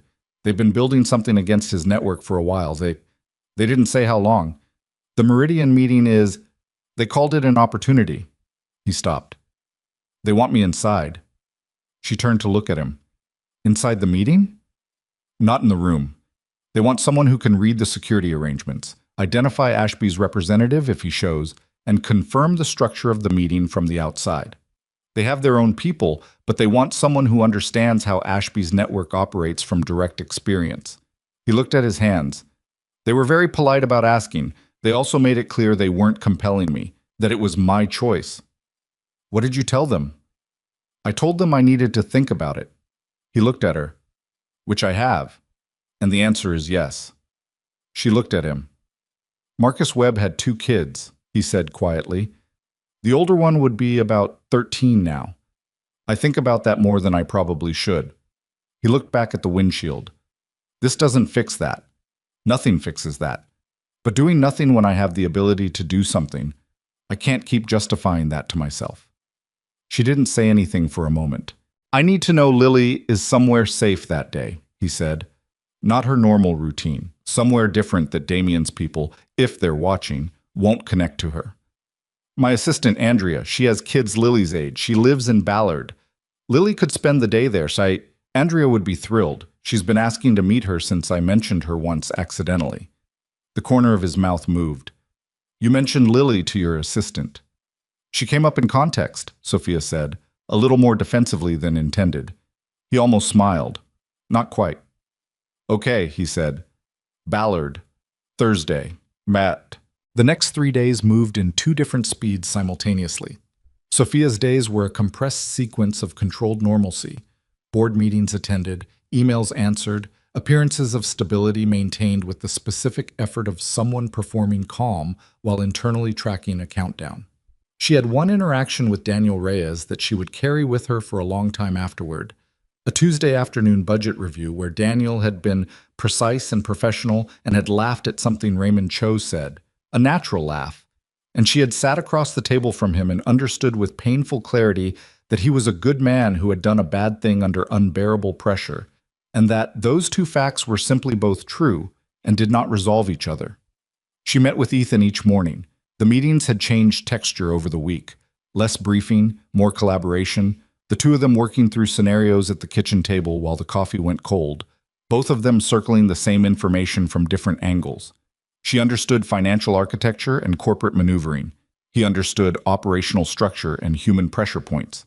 The combination was, she thought, more than the sum of its parts. She also began to understand, in the particular way you understand things you haven't been told directly, some of what he'd been through before the garage and the kitchen table and the drawings on the refrigerator. Not from what he said, but from the gaps. The things he'd start to reference and then route around. The occasional moment where he'd describe something in terms that were too specific for someone who wasn't there, and then pull back into vagueness. He had seen things that she was not going to ask him to describe. He had made decisions in impossible conditions and carried the weight of them alone for years because the world he'd come from was not one where that weight was redistributed. She found herself thinking, more than once, that it was remarkable he was as steady as he was. And then she'd catch herself and recognize that steadiness had not been free and was not the same as wholeness. On Wednesday evening, she got the call from the federal investigators. They had confirmed the Meridian meeting. They had identified the security arrangement, and they had, through means they did not specify, confirmed that a man named Pavel Stroud, Ashby's primary North American liaison, a name that made Ethan go very still when she relayed it, would be present. "Stroud," Ethan said, "you know him." "He was at the edge of the intelligence package from my last mission." He stared at the table. "He was one of the names we didn't get to." She let that sit. "Tomorrow," she said. "Tomorrow," he agreed. She drove home that night thinking about the cafe on Melrose and Olive, about sitting at a small table with a cold cup of coffee and a folder on the floor and a room full of people who had decided not to see what was happening, about a man in a corner booth who had decided differently. She had not walked into that cafe looking for help. She had walked in looking for 5 minutes of quiet, and instead she had encountered the specific kind of person who reminds you that the human capacity to actually choose, against self-interest and comfort and every reasonable argument for staying seated, is not common, but it is real. She thought about her father at his whiteboard, the things worth building, the people worth trusting. She had been alone in this fight for 4 months. She was not alone anymore, and the difference between those two states was something she did not yet have adequate language for. Thursday morning, she drove Ethan to Ballard First, where Andrea's house had a yellow door and 2 kids who came out to meet Lily with the immediate animal ease of children who haven't yet learned to be self-conscious about wanting company. Lily went with them without ceremony, which Sophia suspected was by design. Ethan had probably framed it as an adventure, not a precaution. He watched her go with the expression she was starting to recognize as his particular form of love, which was quiet and vigilant and entirely unglamorous. "She's going to be fine," Sophia said. "I know." He turned from the yellow door. He was dressed differently than usual. Dark clothes, nothing with visible logos, shoes that were broken in rather than worn out. "Let's go." The Meridian Hotel was a glass and steel tower in the Denny Triangle, the kind of building that prioritized the appearance of security over its actual execution, which Ethan had noted on their reconnaissance pass 2 days prior with the dry assessment of someone who had spent years understanding the difference. The federal operation had 3 teams in place by the time Ethan and Sophia arrived at the coffee shop across the street at 11:40 a.m. Ethan had a communication earpiece that connected him to the lead investigator, a deliberate man named Carver, who had the energy of someone who had run a lot of these operations and had stopped finding them exciting approximately a decade ago. "He's here," Carver said in Ethan's ear at 12:17. "Stroud, just entered through the lobby. Private elevator to 32. "Cross," Ethan said quietly. "Arrived 20 minutes ago. Same floor." Sophia sat across from him with a coffee she was not drinking. She had no role in the operational piece. She had made her contribution in the briefings, in the evidence she'd assembled, in the vantage trigger that had set all of this in motion. What happened now was not hers to manage. She found that harder than she'd expected, which told her something about herself she filed away for later consideration. "What's happening?" she said. "They're in the meeting." Ethan was looking at the hotel entrance across the street with an attention that was not tense exactly, but concentrated in a way that changed the quality of his presence. "Carver's team has audio on the room. Can you hear it?" "No, they're keeping that channel separate." He looked at her briefly. "This part is waiting." "I know." She looked at her coffee. "I'm not good at waiting." "No one is," he said. "People who say they are have just gotten better at pretending." At 12:54, Carver's voice came back. "We have what we need. Moving to detain." Ethan sat back slightly. He closed his eyes for approximately 2 seconds, which was the closest thing to an exhale of relief she'd ever seen from him. What happened in the next 40 minutes was not visible from the coffee shop. The Meridian's glass facade reflected the gray Seattle sky. People moved through the lobby in the ordinary way of people in hotel lobbies. Nothing that would appear on the evening news as a dramatic sequence. No shouting, no visible law enforcement surge, nothing cinematic. That was, she would later understand, entirely by design. Federal operations did not look like the movies. They looked like nothing at all from the outside while they dismantled everything from the inside. At 1:32, Carver said, "Cross is in custody. Stroud is in custody. The documentation package they brought to the meeting. It's there. We have it." Ethan looked at Sophia. "It's done." She stared at him. "What documentation package?" "Daniel brought a final package of Sentinel documentation to Damien yesterday evening.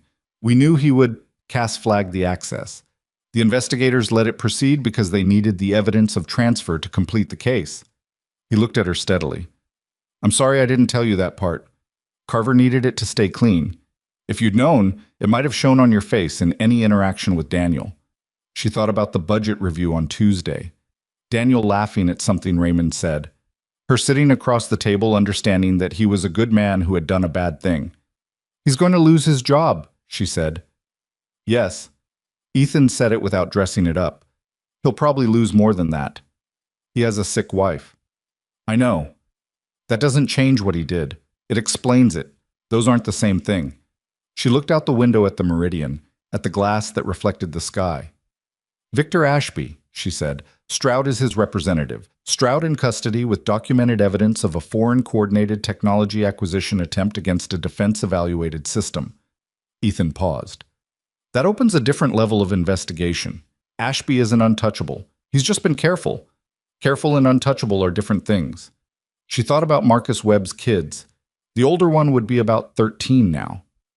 "Will it be enough," she said, "to actually reach him?" Ethan was quiet for a moment. He looked at the hotel, at the reflected sky. "I don't know," he said. "Probably not immediately. Maybe not for a year. Maybe longer." He turned and looked at her. "But Stroud is the closest anyone has gotten to that network in 6 years. It's not nothing. It's not everything. It's not nothing." She nodded. Her phone buzzed. Raymond Cho. She looked at it for a second, then answered. "Sophia." Raymond's voice had a different quality than it had carried for weeks. "I just received a call from federal investigators. They're asking me about Damien Cross and a series of communications I received over the past 4 months." A pause. "I think I owe you an apology. Raymond, I should have come to you directly. When the pressure started, I should have come to you first. Instead, He stopped. "I got careful. And careful in the wrong direction. I'm sorry." She closed her eyes briefly. "We'll talk, Raymond. Not today, but we'll talk." She ended the call and sat for a moment. "Board members apologizing?" Ethan said. "Raymond Cho. He's a good man who got scared." She looked at Ethan. "Seems to be a pattern." "It's always a pattern." He looked at his hands. The half-healed cut on his knuckle had mostly closed. Damien's whole operation depends on finding good people at their most scared and making sure they have no one to turn to. Remove the isolation, the operation falls apart. It's never actually about the money or the technology. It's about convincing people they're alone. She thought about October, the first fabricated investor communication, the beginning of the long-managed performance of certainty she hadn't felt. 4 months of that specific aloneness. "We should go get Lily," she said. He looked at her.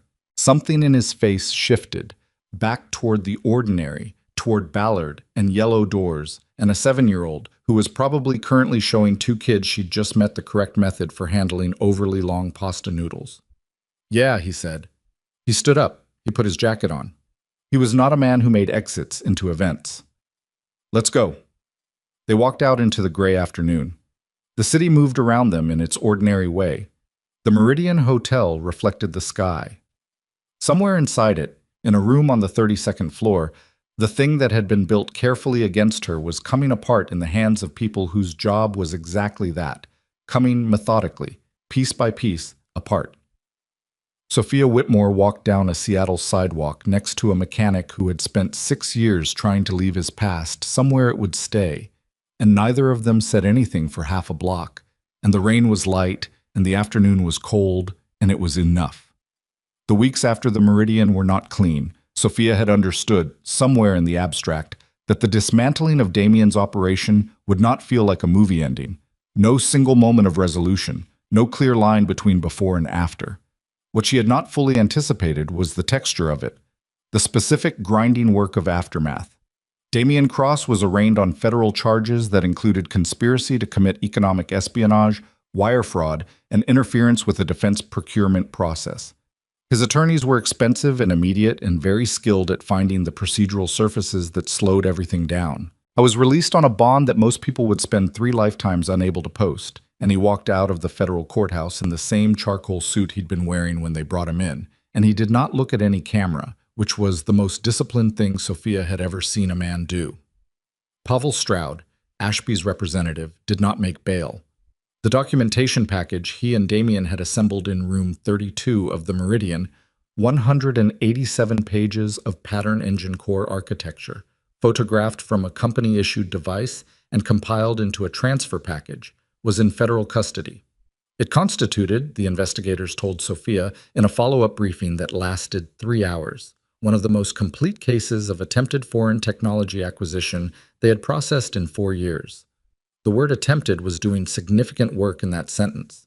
The attempt had not succeeded. The pattern engine had not transferred. The government evaluation of the Sentinel protocol was paused, formally pending investigation, but had not been terminated, and Helen Birch had communicated through channels that Vantage's position regarding the contract remained, in her word, favorable.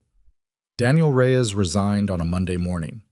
He came to Sophia's office before 8 a.m., before most of the floor had arrived, and sat across from her desk and put an envelope on the desk and looked at his hands. He didn't try to explain himself. That was the thing she remembered afterward. He sat there and he looked at his hands and he said, "I'm sorry, Sophia. I know that doesn't cover it, but I am." She looked at the envelope, at him, at the way his shoulders were carrying something that was not going to lift in any visible future. "Your wife," she said. "Is she better?" He looked up.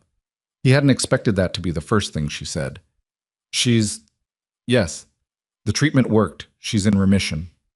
"Good," Sophia said. "I mean that." He looked at her for a moment. His jaw moved. "I didn't want to. I need you to know that I kept telling myself I'd find another way, and then the bills were—" He stopped. "There's no version of this where I wasn't wrong. I just need you to know it wasn't easy." "I know," she said. And she did. She had known since Ethan had said it: good man, bad decision, unbearable pressure. Those 3 things could occupy the same person simultaneously, and the coexistence of them did not resolve neatly into either innocence or villainy. It just sat there, in all its human complexity, demanding to be looked at without the comfort of a simple verdict. "I've cooperated fully with the investigators," he said. "Everything I gave them, everything Damien's people asked me to access, every communication, every instruction. It's all documented." "I know that too." He picked up the envelope and put it back down. He stood up. He looked older than he'd looked 2 weeks ago, which was not a casual observation. There was something in his face that had shifted from the inside out, the specific aging that happens when a person stops spending energy on a thing they'd been maintaining. "Daniel." He stopped at the door. She looked at him. "Get your wife out of the city for a while. Go somewhere you've been meaning to go. Take some time." He looked at her for a long moment. "You're not going to make this into something it isn't," he said. Not a question. "No," she said. "But I'm also not going to make it into less than it is. You'll have to figure out how to carry it. That's going to take more time than you think." She paused. "But you did cooperate, and that matters. It doesn't erase it. It matters anyway." He left. She sat at her desk for a while without moving. She thought about something Ethan had said in a different context, about the difference between what pressure reveals and what it creates. "Pressure doesn't make a person into something they aren't," he'd said. "It shows you what's already there. The parts that hold and the parts that don't. The question is what you build from the information once the pressure is gone." She had been thinking about that for 2 weeks. The board meeting happened on a Tuesday, 3 weeks after the Meridian. Full board, in person, the long conference table on the 14th floor that she had sat at hundreds of times, and which felt different today in a way she couldn't attribute to any physical change in the room. Raymond Cho opened the meeting instead of Sophia, which had been his idea and which she had agreed to, because Raymond carrying the first words felt right in a way that was hard to articulate, but that she understood had something to do with accountability being given its proper weight rather than being papered over. Raymond stood at the head of the table and said, "I want to acknowledge before we begin that several members of this board, myself included, allowed our judgment to be influenced by a coordinated campaign of misinformation. We didn't do our due diligence on the source of that information. We put pressure on our CEO at exactly the moment she needed the board's support. And we did it because we were scared and because the pressure we were receiving was sophisticated and because—" he paused, and he was not a man who paused easily. "Because it's easier to doubt someone you trust than to accept that someone is trying to manipulate you. I regret that. I want to say that out loud before we discuss anything else." No one at the table spoke for a moment. Then Sophia said, "Thank you, Raymond. Can we move to the agenda?" She ran the meeting the way she'd run every meeting, prepared, precise, willing to sit in uncomfortable silence when a question deserved more than a quick answer. The agenda covered the federal investigation status, the Vantage contract evaluation, the Sentinel protocol documentation security review that Cass Freeman had already completed and rebuilt, the question of the CFO vacancy, and the forward operating plan for the next 2 quarters. It took 4 hours. By the end of it, the board had voted unanimously to reaffirm her leadership, which the press release would later describe as a demonstration of confidence in executive continuity, and which felt to Sophia, sitting in that room, less like vindication and more like the restoration of something that should never have been in question, which was not the same thing, and she was not going to pretend it was. After the meeting, when the room had cleared and she was standing at the window looking out at the city, the gray water of Puget Sound visible between buildings, the slow movement of a container ship somewhere in the distance, Raymond came and stood beside her. "Your father would have handled this exactly the way you did," he said. She looked at the water. "I don't know about that.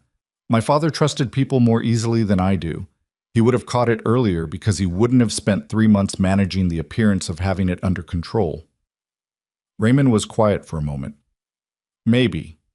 Or maybe he would have done what you did because you're more like him than you think, which is that you found the right person to trust when you needed to, and you trusted them completely." He looked at her. "Who is Ethan Cole?" The investigators mentioned him in their briefing. She looked at Raymond. "A mechanic, on Rainier Avenue." Raymond waited, clearly expecting more. "He sat in the corner at Grounded on a Tuesday morning and didn't look away when he should have," she said. That's the whole story. Raymond absorbed this in the way of a man who understood that he was not going to get more and was choosing to find that sufficient. The criminal case against Damian Cross moved at the pace of federal litigation, which was to say, slowly, thoroughly, and in ways that generated regular calls from her attorney that she had to carve out time for. The attorneys were cautiously optimistic, which was how federal attorneys said things were going well without committing to a timeline. The case against Stroud moved faster. He had begun cooperating within the first week, which the investigators had described as significant, which Sophia understood to mean that the threads leading toward Ashby's broader network were being pulled carefully and systematically. Victor Ashby himself remained abroad, in jurisdictions that complicated extradition, behind layers of legal distance that had protected him for 20 years. The investigation was ongoing. That was the accurate description and also the frustrating one. Ongoing meant not finished. Ongoing meant Marcus Webb's kids were still 13 and 15, and whatever Ethan carried about, that was still carried. She had tried to say something about this to Ethan 2 weeks after the Meridian, when she had driven to the shop and found him under the same Subaru wagon that had been on the lift when she'd first walked in. She wondered briefly if it was actually the same car, and then decided not to ask. She crouched down next to the lift. "Ethan." He pushed the creeper out. He sat up. He looked at her with the patient expression of a man who had gotten used to her appearing at his shop unannounced, which she acknowledged was a habit she had developed without exactly deciding to develop it. "Ashby is still out there," she said. "I've been thinking about whether that— I know he's still out there. Does that—" She stopped, trying to find the right word.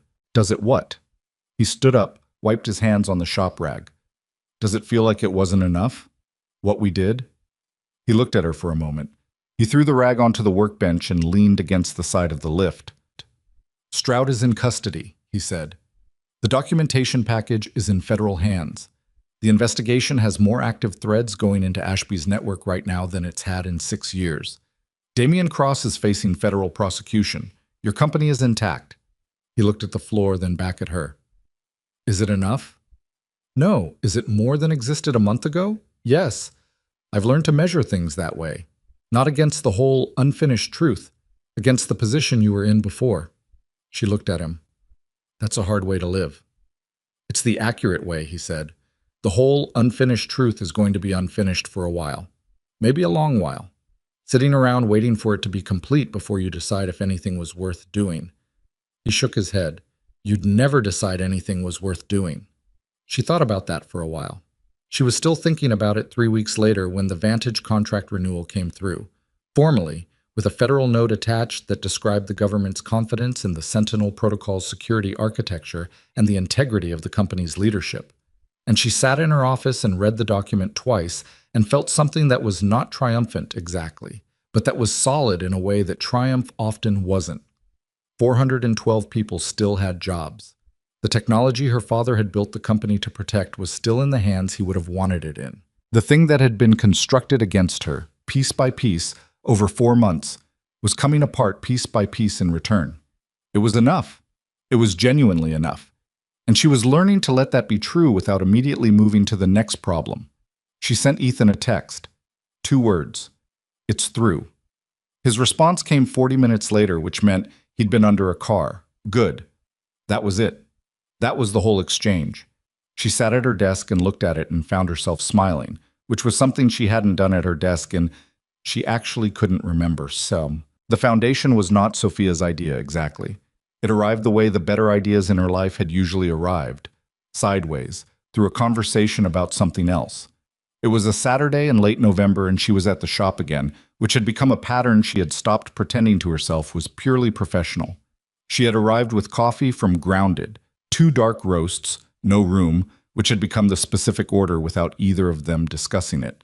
And Lily had been there because it was a Saturday, working on what she described as a very important drawing at the kitchen table and periodically asking Sophia for opinions on color choices with the seriousness of someone managing a significant creative project. Sophia had given opinions. She had been informed that her suggestion of blue for the horse was correct, but that she had been wrong about the tree, which should obviously be orange. Sophia had accepted this. Ethan had come up from the shop, and they had sat at the kitchen table with their coffees and Lily between them, and at some point the conversation had moved from the Vantage contract to the CFO search to something else.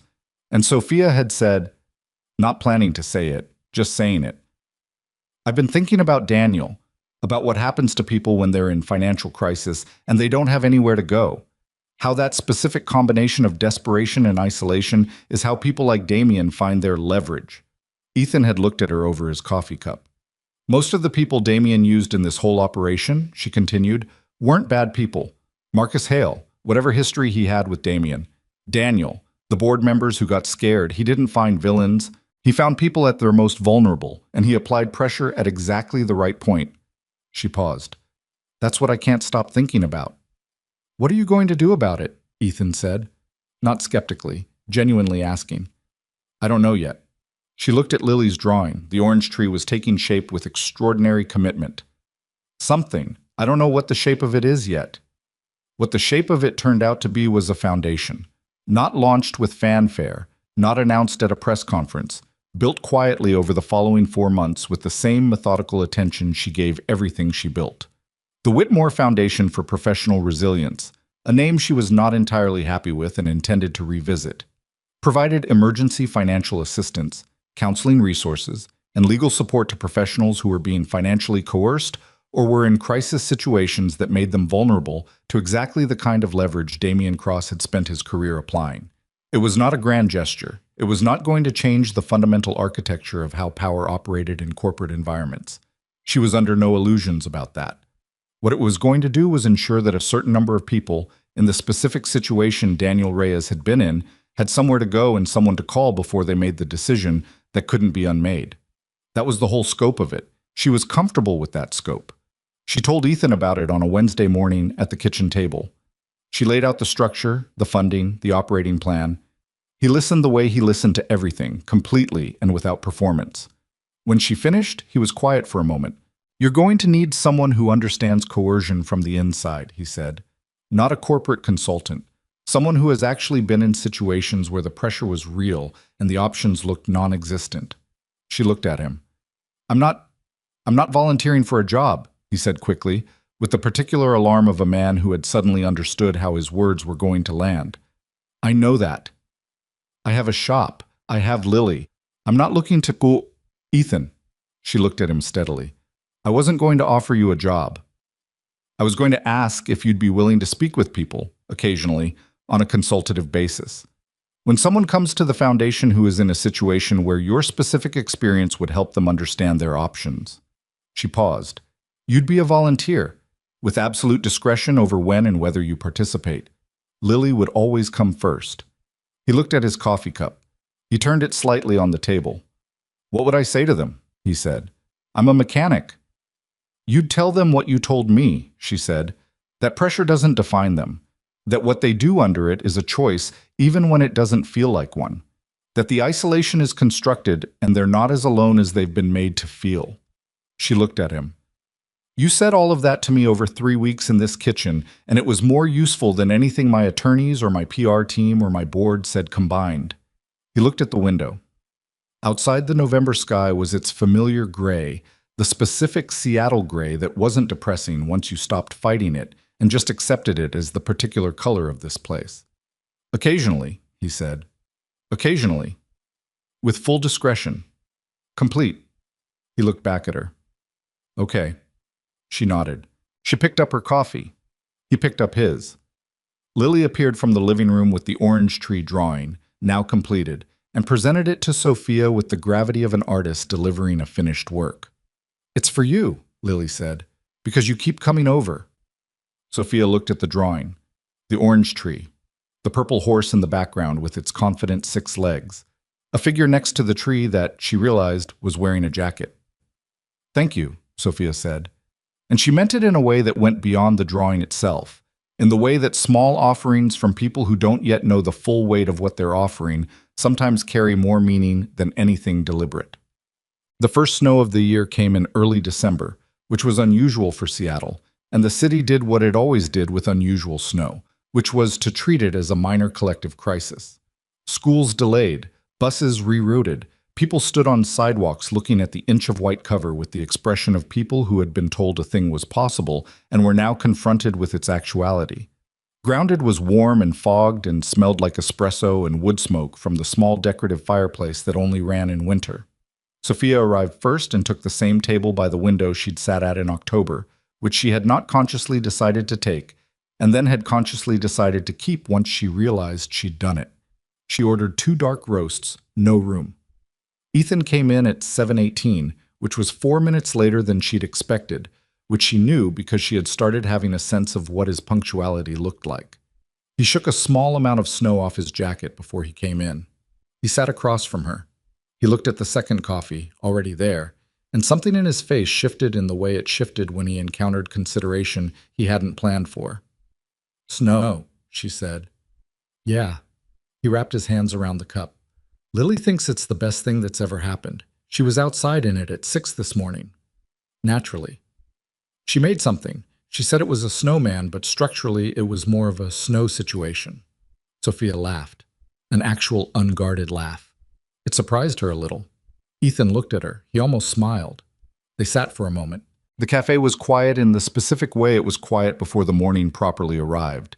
A handful of people, the soft collision of cups and conversation, the city outside just beginning to stir under its thin white cover. "I've been thinking," Sophia said.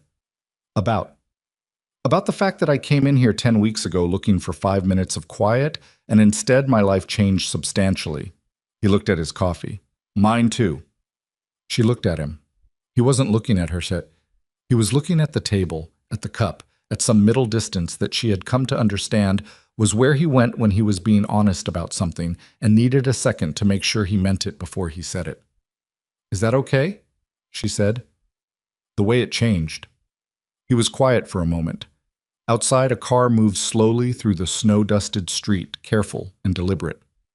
I spent 6 years, he said, getting very good at a life that didn't take up much space. Not because I wanted a small life, because small felt manageable, contained. He turned the cup slightly. And then you came to the shop and you put a folder on the desk and you looked at me like you'd already decided I could do something and you just needed me to figure that out and. He stopped. It reminded me that contained isn't the same as safe, and manageable isn't the same as good. She looked at him. So yes, he said.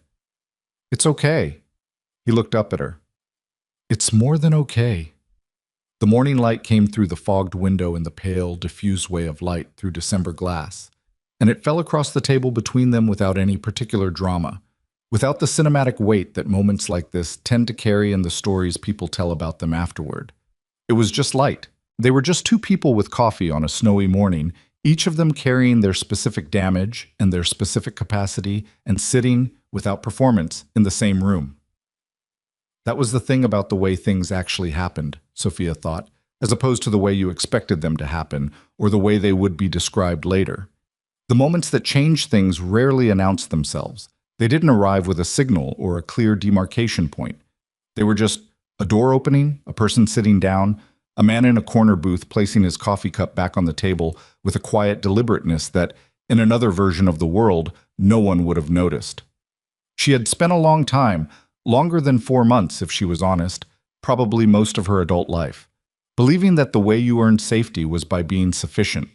Sufficient at your job, sufficient in your understanding of risk, sufficient at not needing things you couldn't afford to need.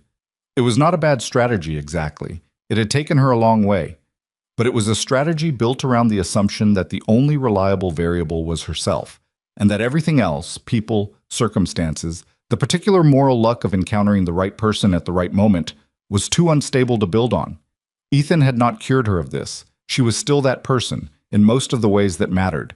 She still prepared obsessively. She still arrived early. She still ran the room. But she had learned, in a specific and irreversible way, that there was a category of protection that you could not provide for yourself.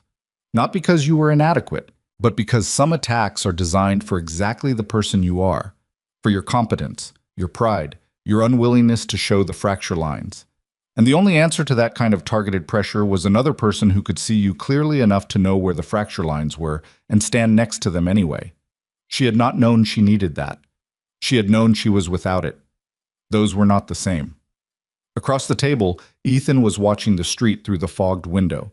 He held his coffee cup with both hands the way he always did. He had a new cut on a different knuckle, the kind of small occupational damage that came with working with your hands, constant and unremarkable, the body keeping its record of the work you did. He was not the easiest person she had ever known.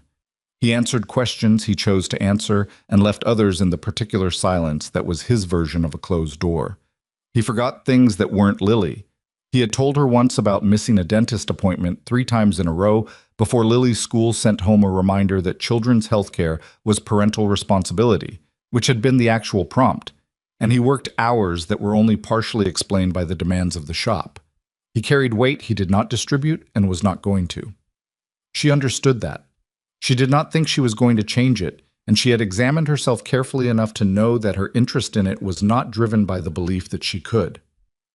What she thought, in the way you think things you are not quite ready to say out loud, was that she was tired of sitting at tables alone, and that sitting across from someone who understood the difference between what pressure reveals and what it creates, who could look at a complicated situation and see its structure rather than just its surface, who had held his daughter's jacket zipper with the same hands that had made 2 trained men stop moving, sitting across from that person, at this table, on a snowy December morning in a city that was handling the snow badly, was the version of not alone that she found she wanted. She didn't say any of this. She picked up her coffee. Lily's Christmas list, she said. Has she given it to you yet? He looked back from the window. She's given me 3 separate and contradictory versions, he said, each one presented as definitive. I've stopped trying to reconcile them. Smart. She's 7. The list changes based on what show she watched most recently. He looked at his cup. Last week she wanted a professional stand mixer because the competition show had one. I'm not putting a stand mixer in the hands of a 7-year-old. That seems like a reasonable position. She disagreed, strongly. Did she make her case? He looked up. Something in his face was doing the almost smile thing. She listed 3 specific recipes she planned to make. With estimated time and required ingredients, she had a visual aid. Sophia stared at him. She made a presentation. She made a presentation, Ethan confirmed. I don't know where she gets that. Sophia looked at him for a moment. He looked back. I might know where she gets that, she said. He looked at his coffee. The almost smile completed itself. It was a real one, small and unannounced, there and then tucked away, the way he kept things that mattered. Outside, the snow continued its patient, unhurried work on the city. The morning arrived fully, and the cafe filled by degrees, and the day began its ordinary business. And at a table by the window, 2 people sat with their coffee going cold in the comfortable way coffee goes cold when you're no longer counting the minutes. Nobody looked twice at them. Nobody would have had any reason to. A woman in a good coat, a man in a worn jacket, 2 cups, a window. The snow outside doing what snow does, covering the familiar shapes of things, not erasing them, just changing how the light fell across them, making the ordinary world look briefly like something you were seeing for the first time. That was enough. That had always been enough. The trick, it turned out, was just being willing to look.